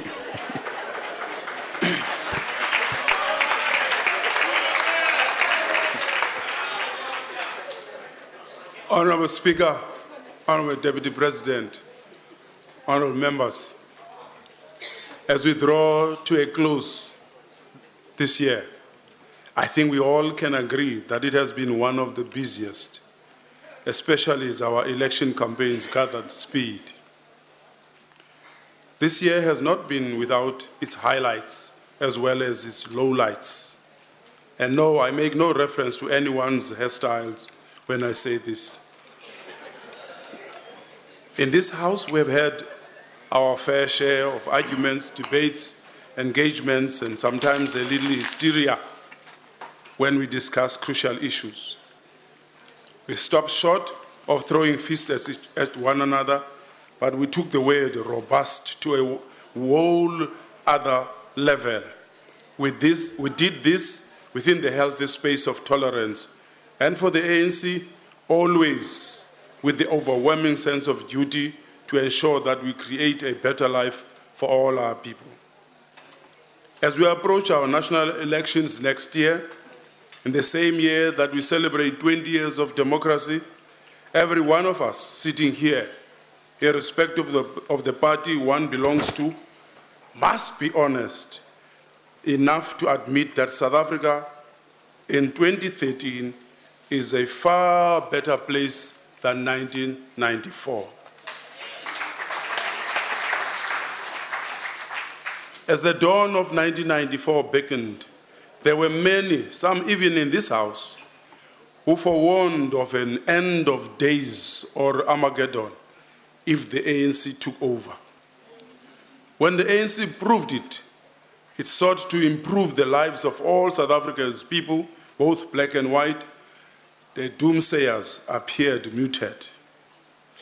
Now that our 5th national election is approaching, the doomsayers are back in all bluster, forewarning of all sorts of doom and gloom, and they cannot bring themselves to acknowledge the vast progress we've made.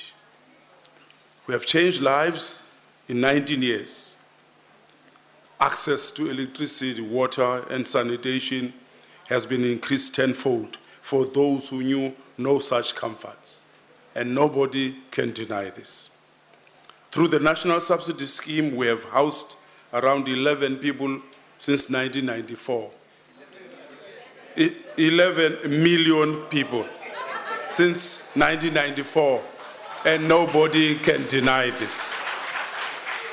Since 1994, the ANC government has redistributed 7,950 million hectares of the country's arable land to the previously disadvantaged. And since the inception of the restitution program of 1995, 79,696 claims have been lodged and 77,334 had been settled. Nobody can deny this.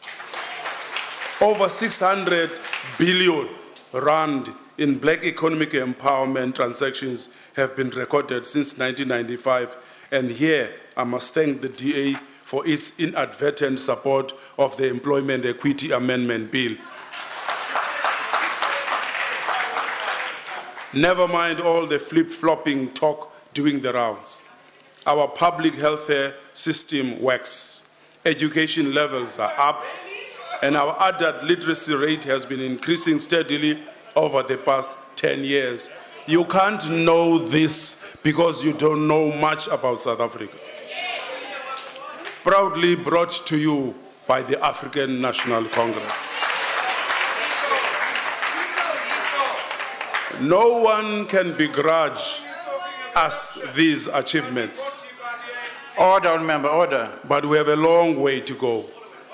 And we don't need a Know Your ANC campaign to tell our people who we are.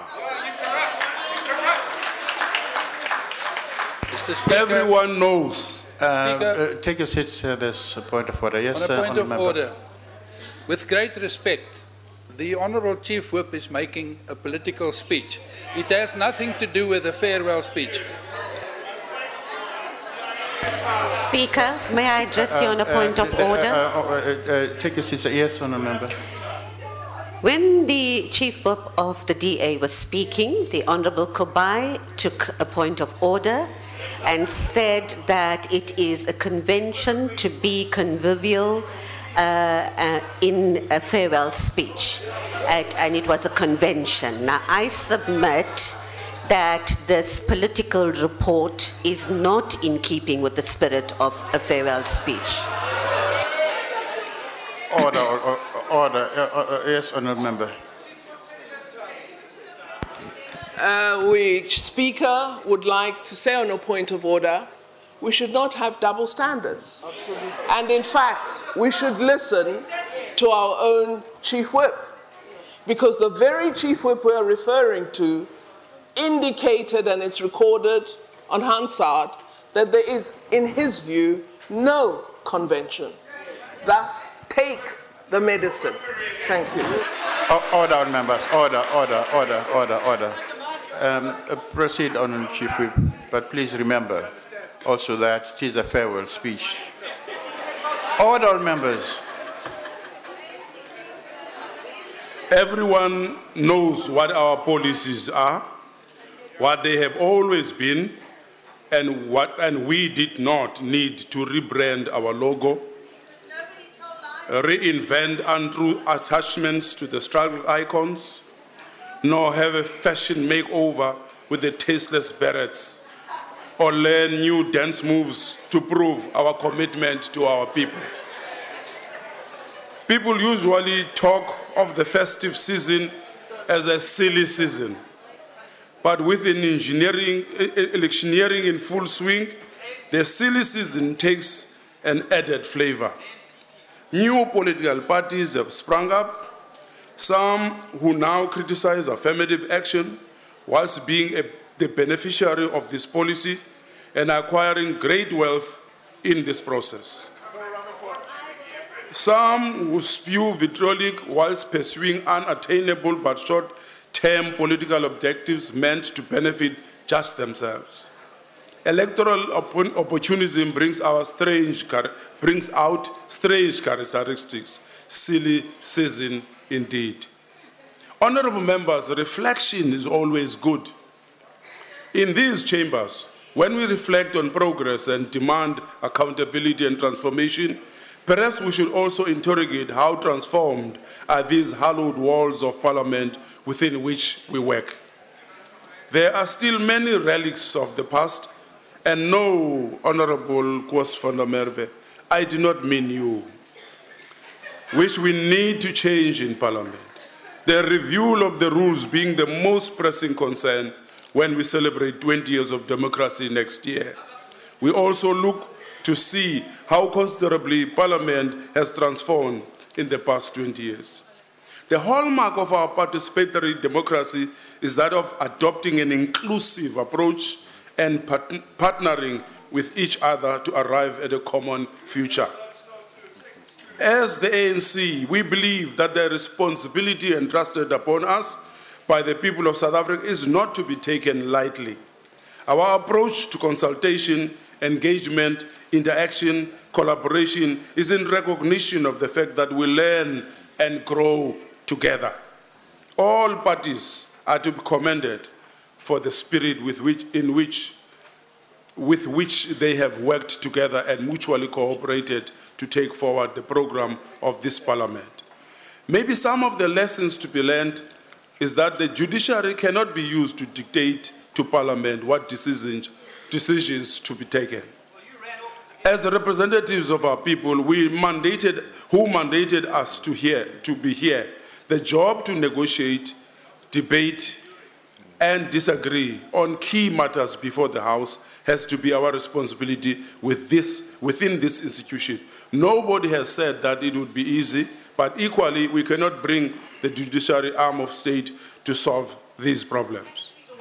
The separation of powers dictates that one branch of the state must not take over the functions of another branch of the state. This year, members have worked tirelessly, especially with regards to the legislative program of Parliament. The exchanges and debates were a testimony of our democracy. We all know, as elected public representatives seated here, that we share a common mission, which remains the creation of a united, non-racial, non-sexist, democratic, and prosperous society. This Parliament and its programs must be premised on the people-centered and people-driven change and its capacity to lead in the definition of a common national agenda and in mobilizing all of society to take part in this implementation. A parliament which is not representative of the political will, of the social diversity and ethno-demographic realities of our people, which is not active and effective in its constitutional functions at all levels, local, national, international level, which is not accountable to the citizen it represents, will not take forward or entrench the principles of democracy and socio-economic development of our country. In this vein, no activist parliament can exist without an activist civil society and activist citizenry. Parliament will never completely become an activist one unless there is dynamic interaction with our civil society. Our citizens must be both encouraged and supported to continue exercising their democratic rights and to fully engage in the political decision-making process and in shaping the present and future of our country. This should not only be during election times, but at all times. There is a saying which goes like this: the opposite of an activist parliament is not an inactive parliament. It's an indifferent parliament. The opposite of an active civil society is not a passive civil society. It's an indifferent civil society. Our constituency work and PCO offices are a link to ensure we solidify our relationship with our people. It is through these offices and our visibility on the ground that we'll engage on issues and share knowledge of service delivery matters and assist with counseling and advice, referrals, and generally provide assistance where we can. Honorable members, I am sure we have all had our fill of speeches for the year, and I'm certainly not going to delay everybody anymore, but it would be remiss of me not to pay tribute to the colleagues and friends whom we have lost this year and who have each made enormous sacrifices and contributions to building our democracy. After a whole nation and global community were collectively in prayer of our beloved Madiba, we realized how close we were to losing him. In that time of reflection, people across the world conveyed what he meant to them. We know what he means to us, and in honoring him, we would do well to live with honor ourselves. Finally, both Deputy Chief Whip and I would like to thank the Speaker, Honorable Max Sisulu, the Deputy Speaker, Ms. Noma India Mveketo, the House Chairperson Cedric Frolik, Honorable Ben Skosana, and Ms. Fatima Hajaj, and the management and staff of Parliament and the ANC Caucus Support Services for their assistance and contributions to the work of all members. May you all have a safe, peaceful, and restful festive season. But unfortunately, I'm not going to sit down as yet. I've got 12 minutes to go. Honorable Watson, please remember Honorable Botha, the Chief Whip of COPE's question, when he said, "What is the legacy you are leaving behind? You break conventions and you ask others not to. You burn bridges because you are no longer coming back here. But remember, we have some months in the first part of the year, next year. You will come back here. What you left here will come back to haunt you. You lose debates, you lose votes, you lose the prestige of your party, you take it out on this house during the injury time. Unfortunately, we beat you 5-0. Honorable Botha, you copy a poor example of the DA. The farewell speech is not intended to evaluate ministers. Since you too, like Honorable Watson, you lost all debates on all matters you spoke to in this house, a farewell speech sank you. The voters will visit you at the polls. Honorable Van der Merwe, Womkos, retire in peace. We find you not guilty.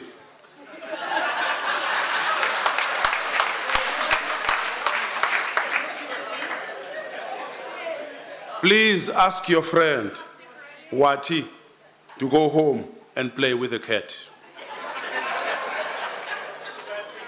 Fagu, we salute you too, Mshobam. Honorable Mulder, remember during the debate on the legacy of the 1913 Land Act, I asked you to approach your constituency to ask them to share the land they claim ownership over with the poor that they call farm workers. Today, I ask you to use the holidays to urge them over the braai, over the church services, sports festivals, to share the land with the poor. It will be truly rechtstellende actie. And toenadering we all yearn for. Honorable Dring, integrity comes from honest, truthful witness to the good work the ANC delivers. I thank you. Visit St. John, verse 3, verse 11. We talk about what we know and witness to what we have seen.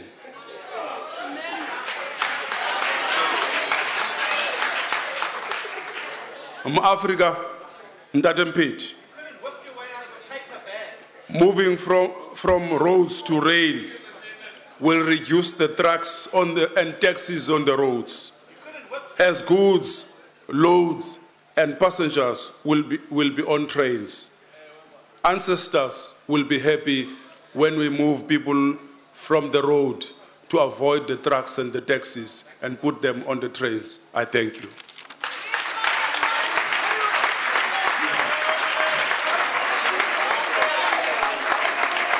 I thank the honourable member. Honourable members, let me begin by thanking you all for your contribution to the work of this Parliament. We have once again reached the end of a fast-paced, robust and eventful year for Parliament. No wonder then that lately even the livelier members of Parliament seem a bit jaded and a little jaundiced-eyed at times.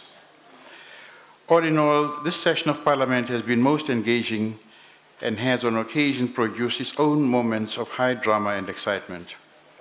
I'm very pleased that the quality of debates in the House has progressively improved and has been more stimulating and more informative. I assure you it makes a big difference to those who have to listen to you.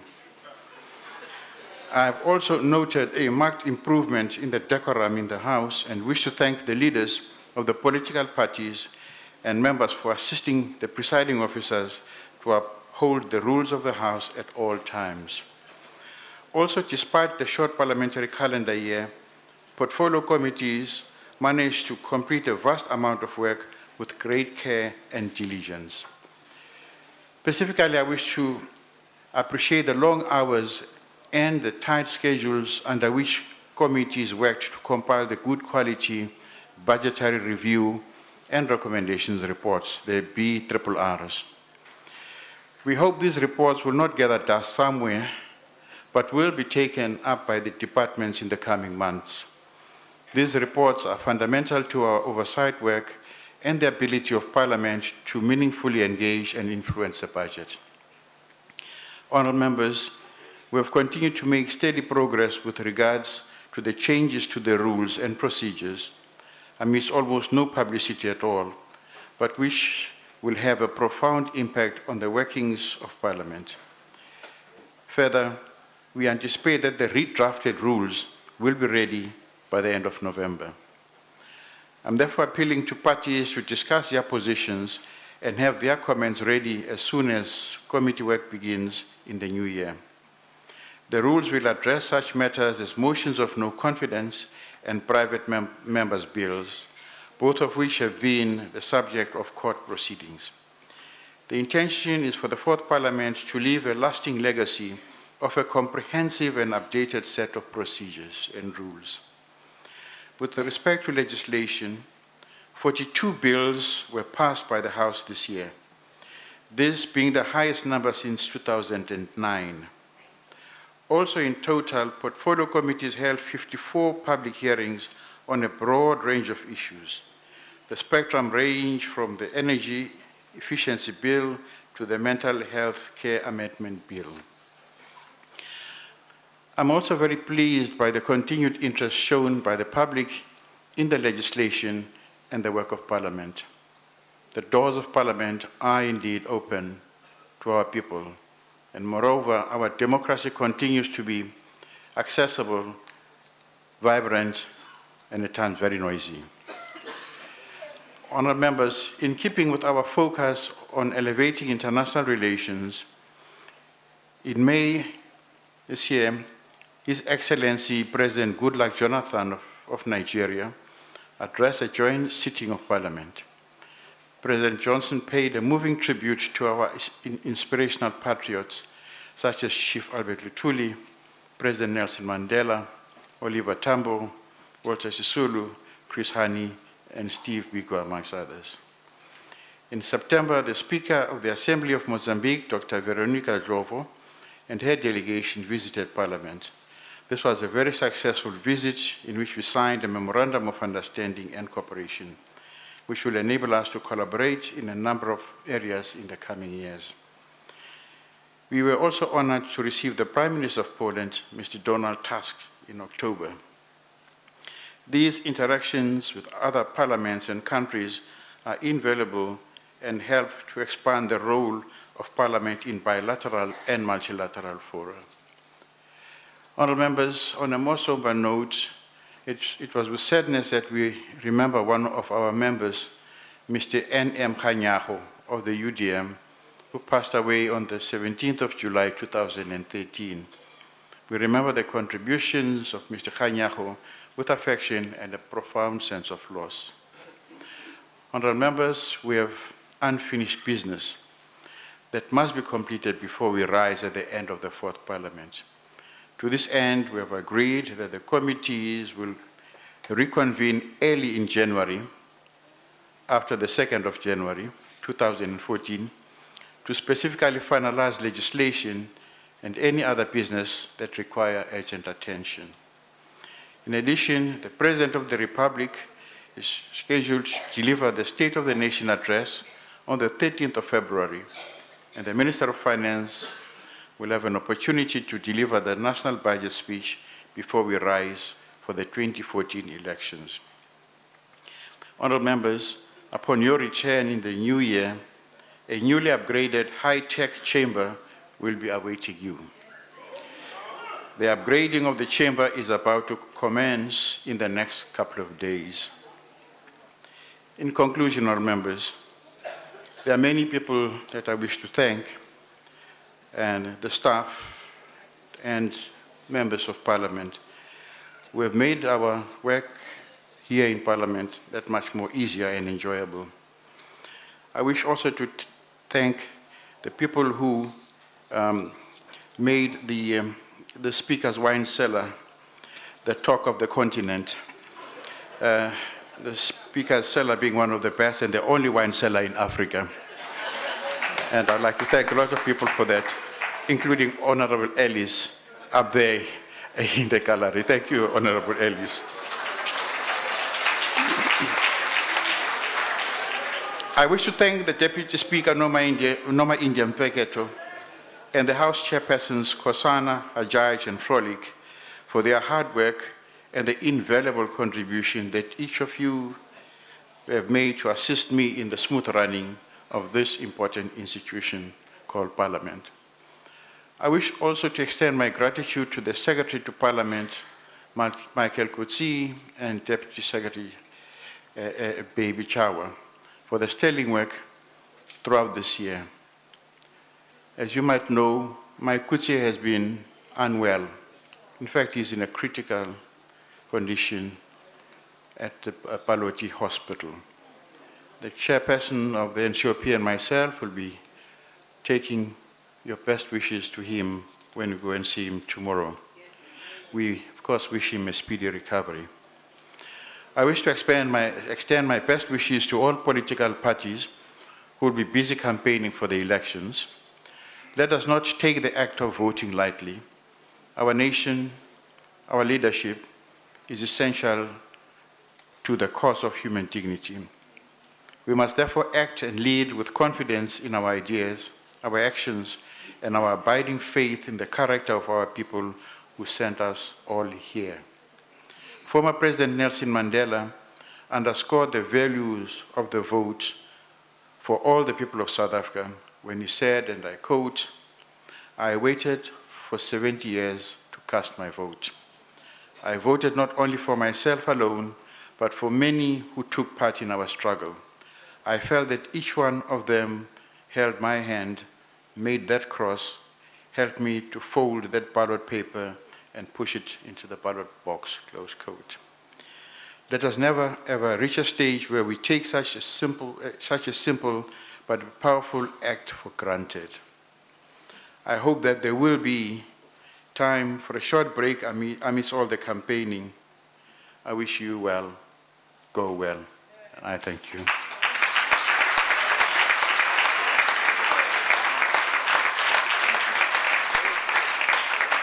Honourable members, that concludes the farewell speeches and the business for the year. The House is adjourned. I thank you.